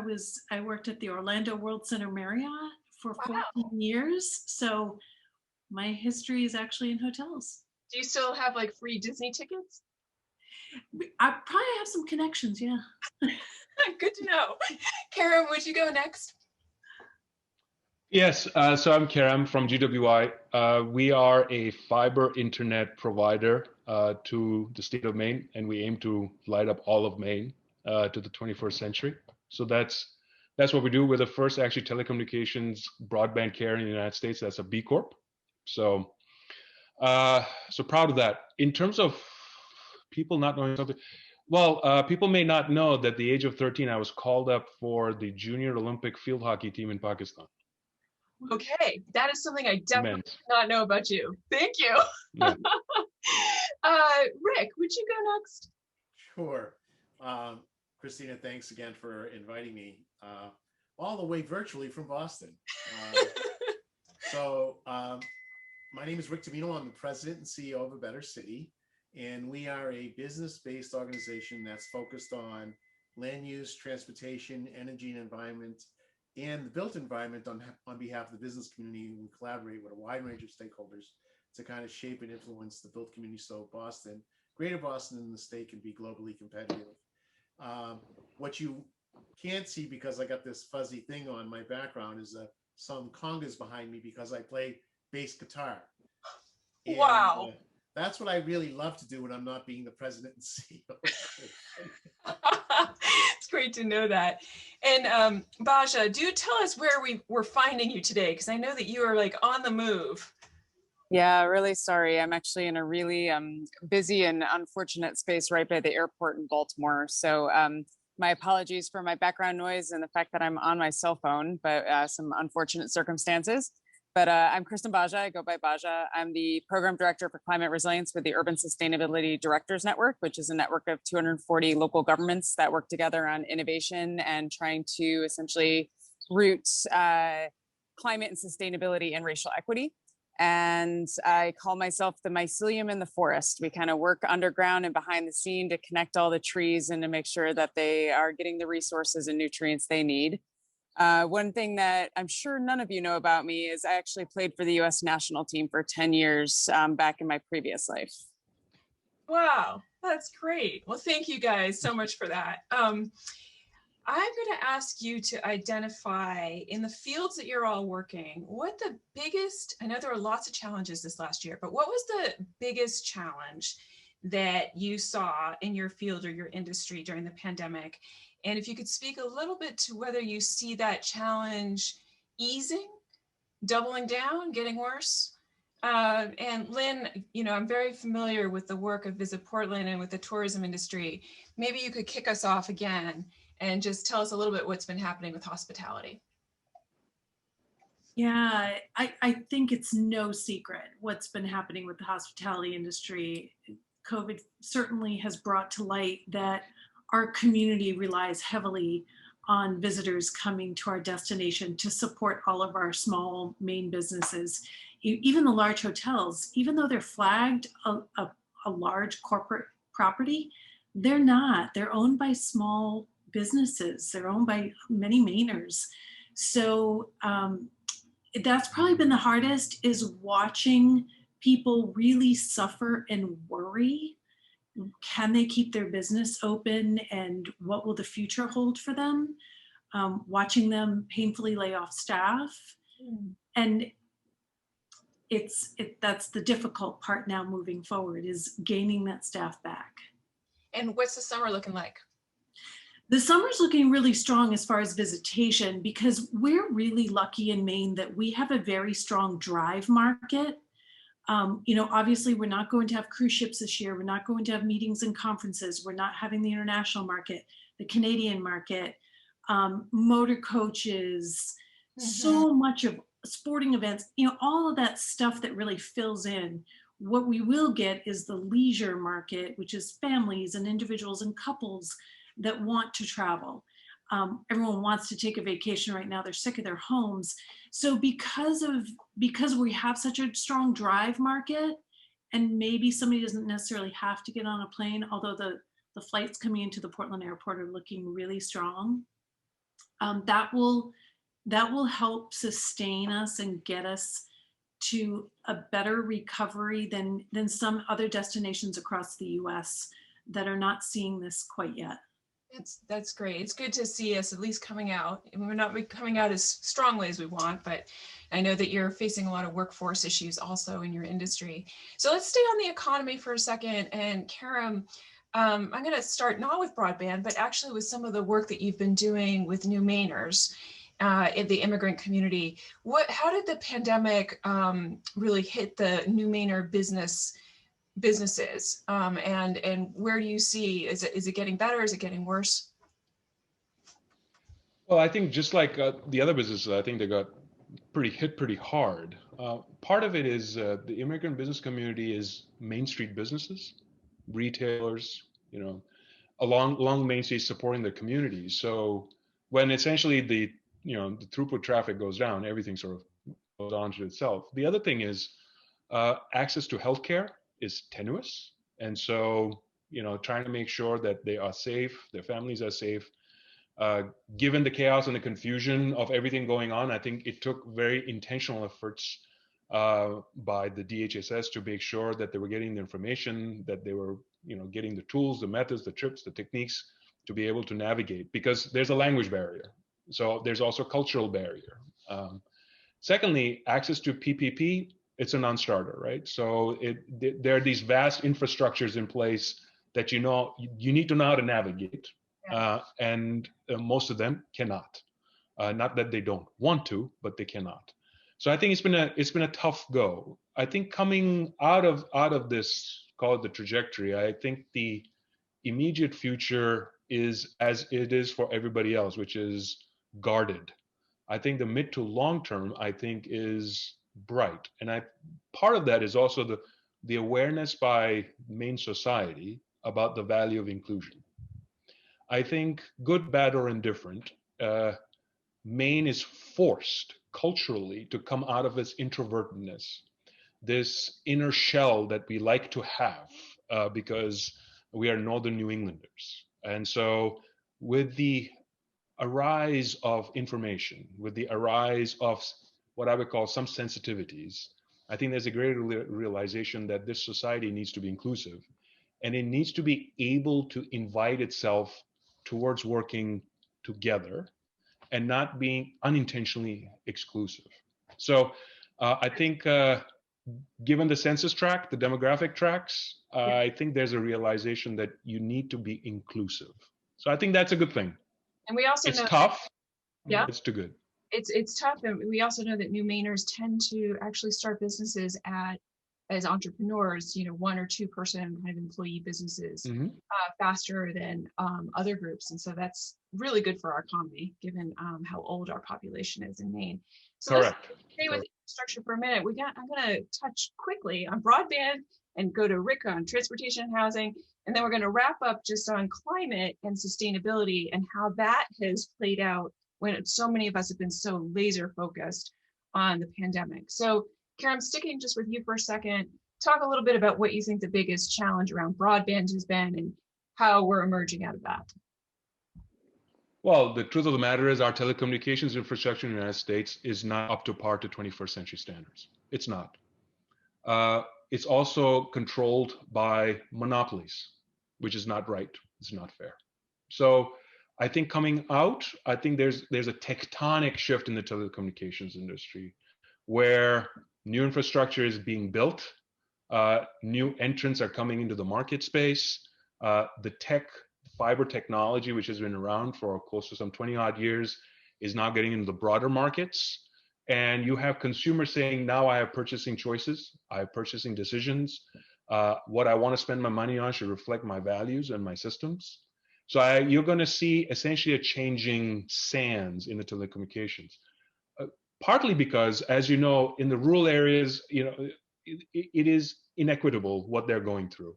You and I may be on this Zoom call right now, but our friends and families and neighbors outside the metro areas cannot, and I'm sure that some of the participants that are on the phone from Harrison, from Sebago, they're probably getting glitches during this. Glitches, the death of life, the wheel that goes around and around. It's just not fair. And you have to also realize that a lot of that, if we do not take care of it, translates to the vastening of the economic divide, where the haves and the have-nots will become vaster and vaster and vaster. And that is simply inevitable. So the telecommunication industry is realizing that. The telecommunication industry is going, oh, well, now we have to be able to build new infrastructures as well for the next 100 years, because what we got now doesn't work anymore. So fair amount of tumult. There's also a lot of federal and state dollars pouring in. There's a lot of private capital, looking at things.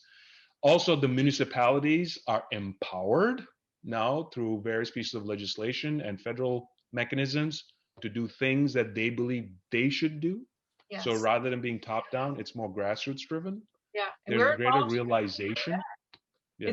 It's great stuff. And like in the Lakes region of our region, you know, we're working with 5-6 municipalities that are trying to put together kind of a regional plan for broadband expansion. Correct. It's great, you know, because broadband, just like roads, and I'm coming to you, Rick, next, broadband doesn't end at the municipal border. So speaking of infrastructure, broadband and transportation often go together. I think of them as access. So Rick, I know we've had, when I was working with you in Massachusetts, we had many ups and downs. We were talking about transportation and how it connected to affordable housing. What's been the biggest challenge you think in those two areas that you've been seeing in your world? Thanks, Christina. And I want to just tell Lynn that I'm one of those people that would love and always do drive to Greater Portland and enjoy the great, incredible hospitality of your great state. And I love the islands. I love Portland. It's a great place to visit. And sometimes I'll skip further north and go to Bar Harbor and try to walk around those mountains where I used to when I was a kid.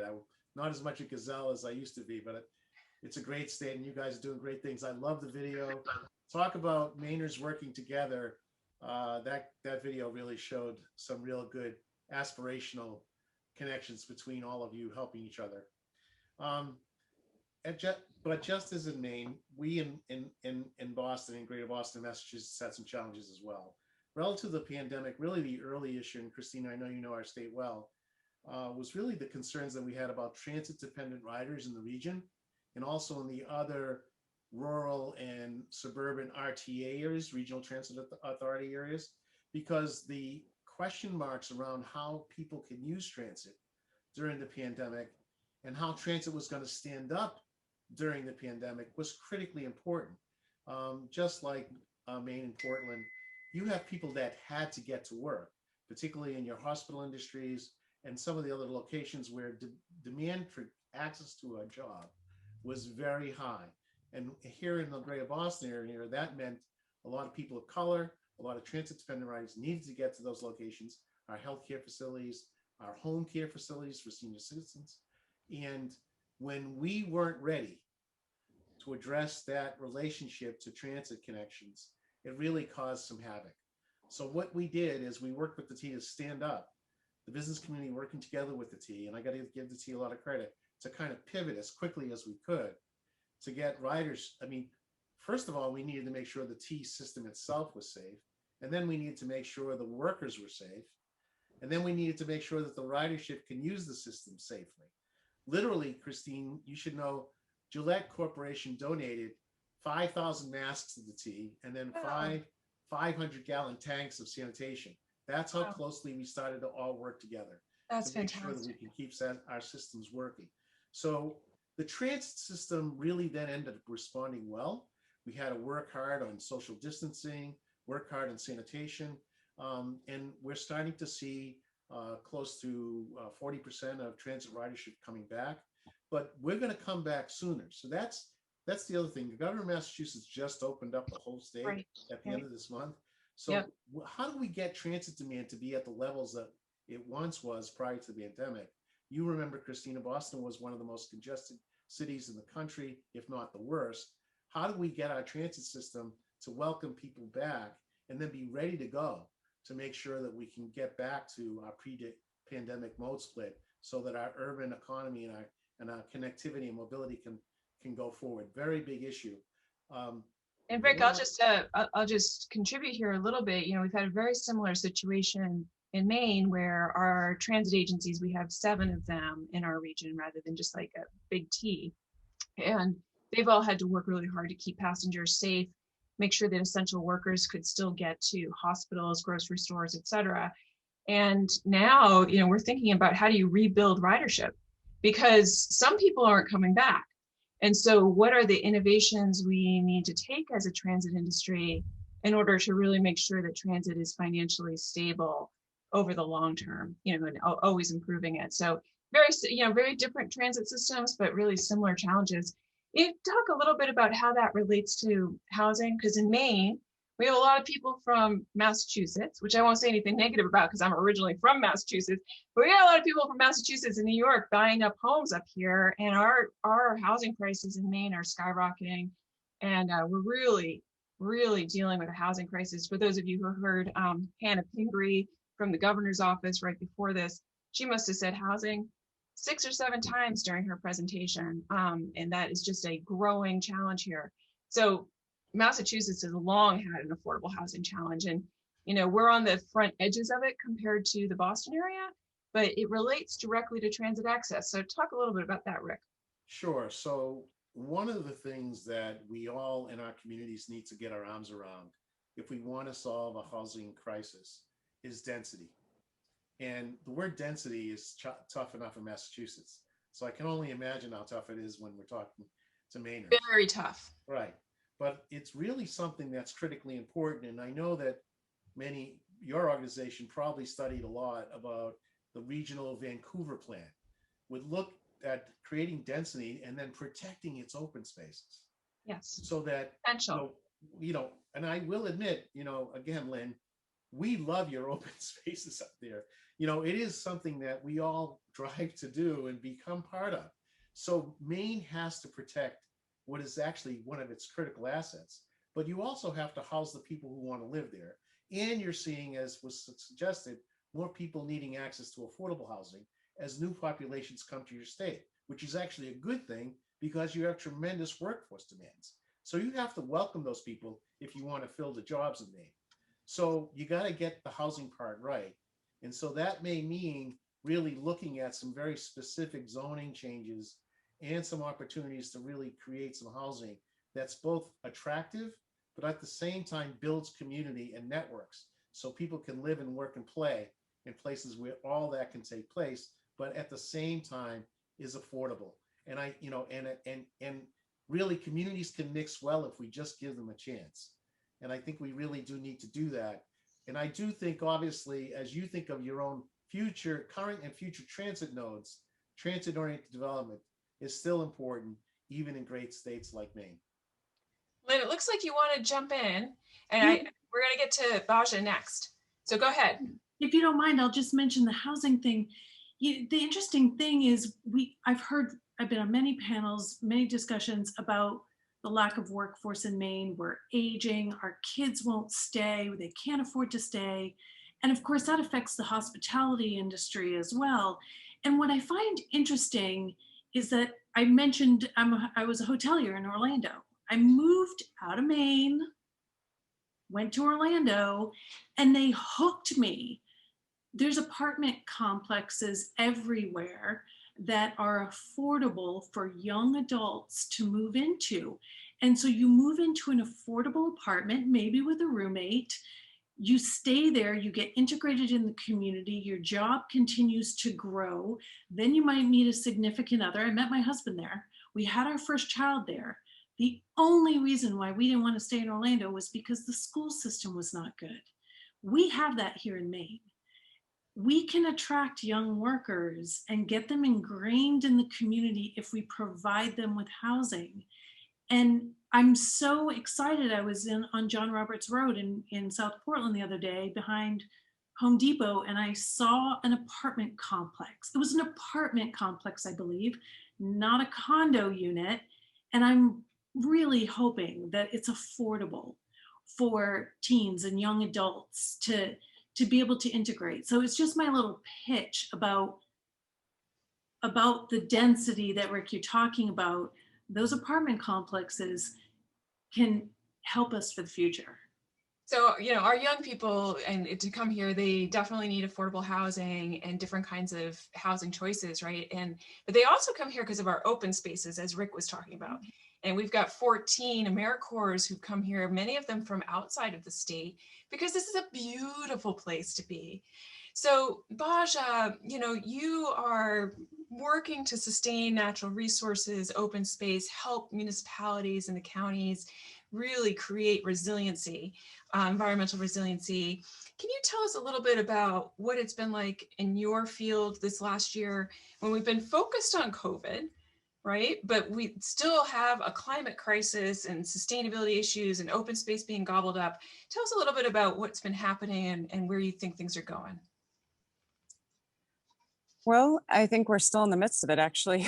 I think immediately what happened in the very beginning is that we were trying to make the case for proactive action and continuing to work on climate change as it deeply relates to COVID and the fact that we are in a global pandemic. So the gobbling up of the open space, the taking of the forested areas, the interaction with species that we potentially shouldn't be interacting with the way that we are, did lead to this crisis. And so they're deeply intertwined and connected. And I think what happened is all the resources and capacity and focus, like you said, sort of hyper-focused in on one area and forgot that the biggest story before that time was the wildfire season in Australia and California, or the massive hurricanes, or the other sort of big storm events, and that none of this has stopped. And so our members really were working on making the case for how are we considering the discontinuation of extraction, both from people and from resources, and changing the paradigm, getting out of the idea of engaging with folks and actually partnering with people, treating whole humans over infrastructure, looking at sort of a social infrastructure, as we see with this new administration, as a core component, rather than it being something that comes after the sort of technological or technical infrastructure. So we've seen our members do a big shift, and it's a lot into centering humans over the hazards, into bringing the whole self into the work.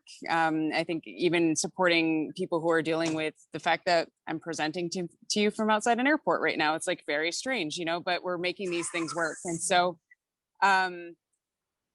it's going to be a piece where we have to be able to work at all different levels and on multiple different things at the same time. And they're all intersected and they're all intertwined. What Rick was talking about with housing and transportation is deeply intersecting with all of the work we're trying to do on protecting open space and seeing whole humans, centering equity, and really looking at that social cohesiveness and connectivity. So I see all of these things as deeply connected, and yet we can't stop doing them in order to just hyper focus on one. We have to maintain the ability to kind of do all and continue to be proactive. That's great. Thank you so much for that, Baja. It brings to mind that old saying of think globally and act locally, and you just brought up some of the big global things and how at all levels of government, in all sectors, private, public, nonprofit, we need to be working towards something. And we've experienced a global crisis this last year with the pandemic, but we're still experiencing a global crisis in terms of the increasing greenhouse gases that are changing the way that we work and we live. So I want to play like a little bit of connect the dots here, because some people might not quite understand why I have the four of you on this screen, right? We've got a sector of the economy, a really important sector of the economy in Greater Portland, talking about new Mainers and immigration, as well as broadband. We got transportation, we got housing, we got sustainability, open space, and climate. And so we like to think big in our region, even though we're small. We like to punch above our weight and connect all the dots.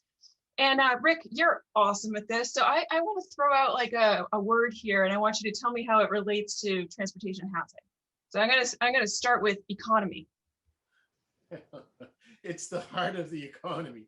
Transportation and housing, and I guess I'll add education, are really the three cornerstones of our economy. And I think that, connectivity to where people live and to where the jobs are is really what helps families sustain themselves, and making sure that all of those choices are real and reliable and safe and pleasurable. I mean, one of the other aspects about Maine, and I know the winters can be challenging, but I have to say Portland has some really, really wonderful, and Portland, some wonderful walkable areas.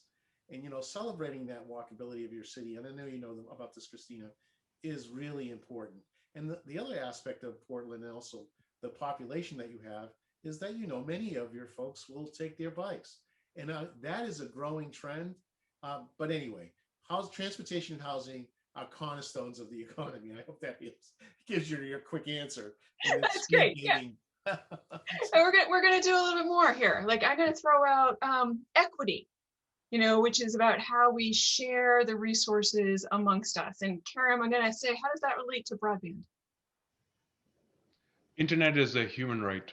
Everybody should be able to participate in the underpinnings of civilization: power, water, sewer, internet. Great. And so you cannot have a functional economy, you cannot have a functional society if it's not equitable. I Period. love that. End of That was such a short and sweet answer. Thank you, Karam. All right, Lynn, open space. Go. How does that relate to your sector? It's what drives visitors, for sure. I mean, one of the things that we saw through the pandemic is that they chose Maine because of our open space. And we have to balance that here in Greater Portland as well. Certainly Rick talked about density, but we need the open space as well. We can't lose the drive that brings people here. Great. All right, Rick, I'm going to give you another one. Sustainability. How does it relate to housing?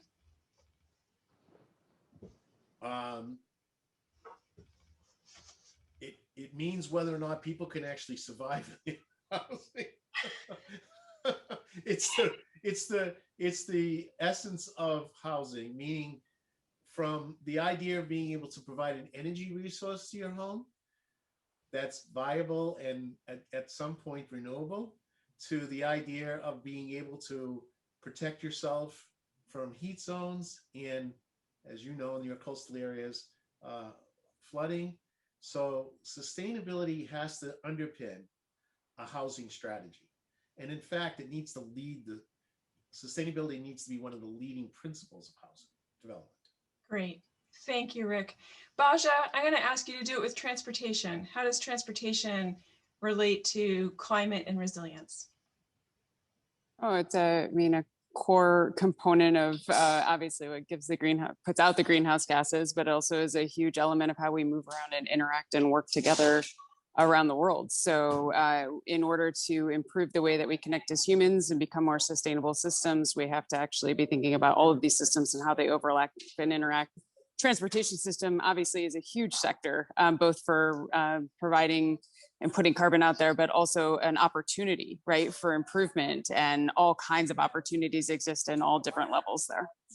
So Baja, I'm going to continue here with you because, resilience, community resilience and regional resilience covers all of these areas. And I know you work with a lot of different cities and towns and counties throughout the country. Can you tell us a few places that are doing really interesting things that we might be able to learn from? Yeah, what a lot of our members are doing are actually, they're reframing the concept of resilience. So instead of resilience being this concept of bouncing back to where we were, it's actually thinking of resilience in a holistic manner, a comprehensive manner.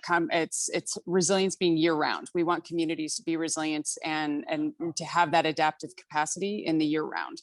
So we have a lot of places that instead of doing the bounce back or the focus on emergency management are actually focusing holistically on community cohesiveness, connectivity, that social infrastructure, how we're bringing in affordable housing as a component of resilience, how we're bringing in transportation connectivity as a component of resilience, and bringing in all of those different systems. So it is global, but it's also going down to the individual level of what do you need on a daily basis to be resilient. In that reframing, it's helping to reutilize the funding differently, to be able to allocate it to something that people on a daily basis are getting support for their services and programs. Fort Collins is doing an amazing job in this space right now. They're actually reframing their entire process to be around whole humans and getting into the affordable housing first and transportation systems first.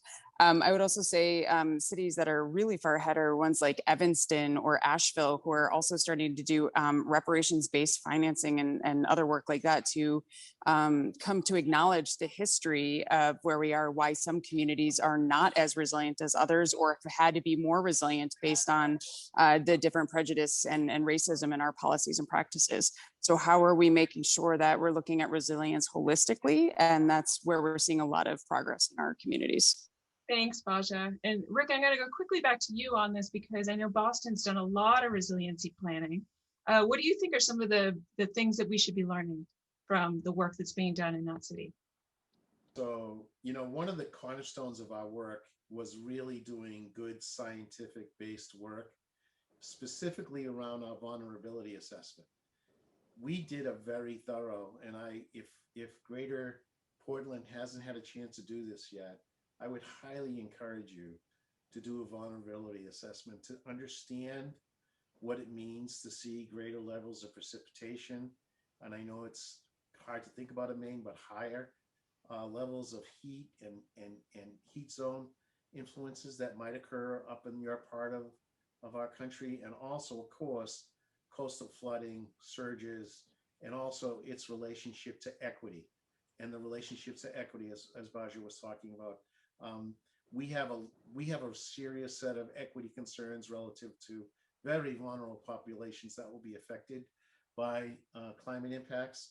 And so that vulnerability assessment really needs to be all inclusive, and it also really needs to detail where the most vulnerable areas of Greater Portland are, and also then begin to develop strategies to address them that are both physical as well as social and economical, and also related to the issues of equity. And thank you for bringing up equity, because with COVID-19, we know that the hardest hit populations, the demographics, were our older adults, folks in rural areas eventually, and of course people of color, New Mainers. And it's, when you look at vulnerability assessments for climate throughout the world, it's those same populations that get really hit the hardest with climate. So thanks for bringing that up. I'd like to ask each of you to kind of turn a little bit more to the future about an opportunity for how we can build back stronger, and in each of your fields. And again, I'm going to ask you to be brief. And Lynn, I'm going to start with you. Just, there's been such a transformation in the hospitality industry. We had outdoor dining, we had closures, we have openings, we have capacity limits, all sorts of things have been happening. Where do you see the biggest opportunity for this sector of the economy as we're slowly emerging from the pandemic? I think it's probably just staying at the table as much as we've been brought into it during the pandemic. Just reminding everybody that tourism is a huge piece of our our economy, and to make sure that we're sort of thought of during the whole process of anything that might happen. I feel like there's always two pillars that drive our economy. It's our residents, right? But it's also the visitors that help support everything that the residents love about living here. And I know on the side, I've been talking to Chris Hall for some time about partnering together. I think it would be really important to do a tourism master plan, to really look at it as a region, how we're growing, how we grow smart, how we are inclusive with everything, and really work towards the future and what that looks like. Okay, thank you so much, Lynn. Karam, how about you? What do you see as some of the biggest opportunities as we're emerging? Build fiber networks everywhere and to everyone. And It'll help us drive less. It'll help you to get better healthcare. It'll allow your kids to be able to do homework, all three of them, while they're jumping over the couch and trying to figure out what to do. Sounds like you have some experience with that. It uses less power. Fiber networks use 50% less power than the current coax or the copper-based. So it helps to save the planet. planet. Explain that a little bit more for our audience about fiber, what you were just saying about fiber versus other things. So fiber networks is essentially information delivered over a cable that has glass in it, rather than the copper or the coax cable that comes to your home today. So fiber networks today, all over the United States, deliver the signals to all the cell towers, actually. It exists. It exists for the military, it exists for the state governments. It exists today for commercial companies, right? But it doesn't exist at a mass scale for 330 million Americans to their premises, to their homes. So that needs to change. And if it does change, it will allow us to have open spaces because we will drive less. It'll make us kids happier. It'll allow us to access telehealth so that you can get the access, especially in the rural areas, we're driving, 2.5 hours. It'll allow us actually to be able frankly, to be together and culturally lower the barriers of inclusion. It allows our neighbors in the rural areas to participate in the 21st century economy. Their websites will work better. Their payroll systems will work better. They'll be able to attract more people to come and be able to work remotely so that we can have jobs sitting over here, enjoying the sun and the sunshine, and working for a company in Seattle. It'll be fine. So it allows Maine to externalize, so build fiber networks. That's And if great. you're looking for an example, the Baltics have done it, the East European countries have done it. Essentially, people that are like us, they have done this at a very, very, very large scale. And Yeah, there's no reason why Maine should have a lesser internet service than, say, New York, Chicago, Miami, Los Angeles. Zero reason. or other countries. I mean, you're bringing up that Other countries. there are developing countries that have better fiber than we have. You know, last year, Mainers passed a $15 million bond for high-speed internet, and we have quite a bit of federal funding coming in thanks to our federal delegation. So there's some really great opportunities to seize this next year. I know Baja is having a little trouble with her video, but Baja, can you speak to some, hopefully you can still hear me. Can you speak to what you think are some of the big opportunities in building resilience this next year? Yeah, I think there's a really great opportunity, like I was mentioning before, of the reframing of resilience. I think it's also shifting away from this idea of just response recovery and being entirely in the response and recovery cycle, and doing a lot of more of that proactive action that is centered in neighborhoods. And I think there are a lot of opportunities to, for example, shift away from the idea of having just heat centers and cooling centers or emergency shelters, and actually creating neighborhood sites that people can use year round to go to for services and programming, access to communication, but can also be hubs for job training opportunities and understanding of different assets and components within a neighborhood. So I think we just have to shift the mentality. We're really stuck as a species, I think, right now in response recovery, and that's not going to stop because we have so many things coming our way. But instead, shifting our process and our approach and centering at the neighborhood level first, and then moving out from there, and really, instead of the idea of empowering, instead shifting power through the process to the members of the community so they have the ability to be more self-determining rather than having to rely on a lot of the systems that aren't serving them well. So I think it's a lot more of the awareness of being aware of our own sort of work that hasn't done well in the past and hasn't succeeded in the past, and then moving into this ability to change that process and shift power to community members and community-based partners as part of our work.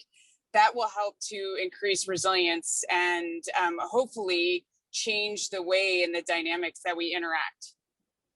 Thank you so much, Kristen, for that. It's really, it's such an interesting thing to think about how much all of us have had to be reacting this last year, and how hard it is to keep an eye on the ball for say goals of universal broadband access, or bringing back the full economy, or addressing affordable housing and sustainability. And we really have such amazing opportunity right now with where the federal funds are to be able to do some pretty great things together. Rick, I'm going to ask you to close us out on this, on public transportation in particular, because it has been a real struggle over the last year for our public transportation agencies. What do you see as a big opportunity as we're emerging from the pandemic for public transportation becoming stronger? Well, in Greater Portland, and Christina, I know you guys have been focusing on this, you have two really significant opportunities. Greater Portland and Portland is part of a Northeast corridor, and is part of what we like to call a mega region.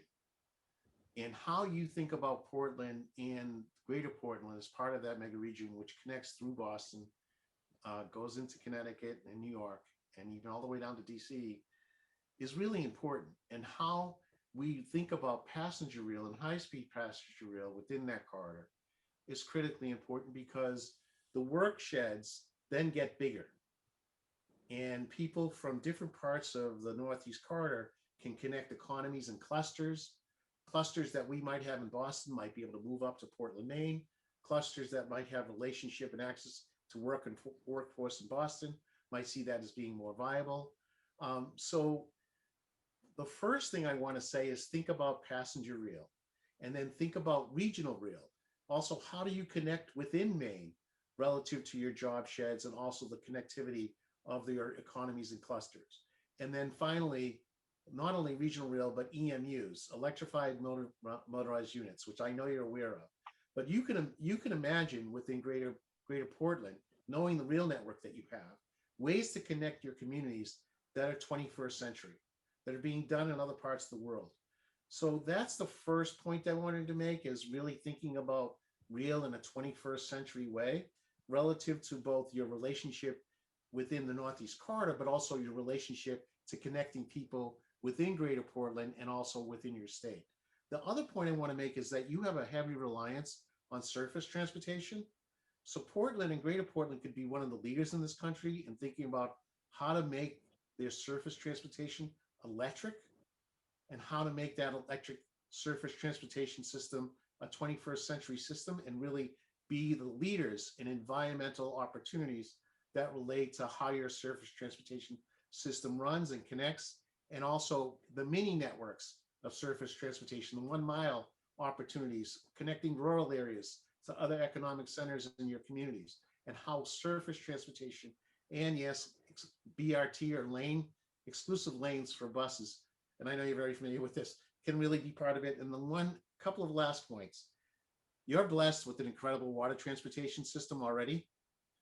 You need to reimagine that water transportation system. It's wonderful, it's amazing, I love it. But what's the 21st century water transportation system for Portland, Maine need to look like, and how does resiliency factor into that? Because obviously that's going to be challenged relative to sea level rise, and how do your peer structures and connections work? And then right now, Christina, and you know this because you helped me do this in Massachusetts, what are your transportation infrastructure priorities, and how do you want to move? And I'm thinking, think bold, because I know you know how to think like that, and I know based on this call that Portland and Mainers know to think like that. What are the big things that you want your delegation to push for you? How do they relate to this master plan that Lynn was talking about? And really make sure that you get really good at leveraging these federal dollars in relationship to the infrastructure needs that you have. So Rick, I knew when I invited you to be part of this panel that you were going to give us some really big ideas to chew on. And those were 4 of them. So thank you so much for that. And it's great for us to always, as Mainers, be thinking about what the bigger visions are, and this is a moment in time to be ambitious, because there are resources unlike Maine has seen, at least that I know of, ever. So it's a pretty exciting time.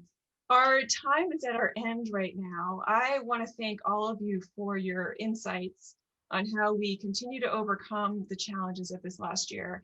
And we start to use, and I'm going to use Rick's word here, reimagine, how our communities can be better for the future and also for everyone. And so thank you guys so much for being here. Can't wait to reconnect with you as we go through this year. So thanks so much, and we'll see you soon. Thank you, Christina. And I am now, thank you guys. I'm now going to welcome back to the virtual stage our fearless leader, Nat Tupper. And as he's coming on, I want to offer my thanks to all of you who have been here on this sunny afternoon, sticking through this. I expect this to be our last remote summit. I'm very hopeful that it's our last remote summit. And I am missing walking over with all of you to the Stone Barn at St. Joseph's in Standish to catch up in person over food and drink. So we'll be looking forward to that next year. Nat, thank you again for everything you've done this year. And I welcome you to close us out today. Well, thank you very much. And I'm also looking forward to getting back to St. Joseph's, having left so much tuition money there. It feels good to go back and visit now and then. So I have 4 of mine. So anyway, I want to thank everyone for being here with us on this summit. We're all optimistic that we'll be able to return to in-person gatherings this year, and hopefully next year it will feel like a real reunion where we'll get together in person. I want to offer my thanks to all the presenters and the panelists today. They were great. I thank them very much. We appreciate the time that you took to share your thoughts and ideas, your words of wisdom, and your vision, because it's what we need. Thank you. I want to thank all the staff that focused so much time and care to make today's presentations and sessions so well organized, so relevant and meaningful. It's the work that you do all year long, and you didn't fail us one little bit even today. So thank you. I can't name you all, but I do want to particularly thank Tom for the work on that video that was so awesome, and there were fair number of comments about it as well. And to all the citizens and the organizations in our region who were part of not only of that video, but are doing so much all the time to bind our community together and to help us build for the future and to care for one another. It's so great to be part of this collaborative exercise throughout the region. So I thank you all for your great work and for being here. And that's the end of today's program. And thank you very much.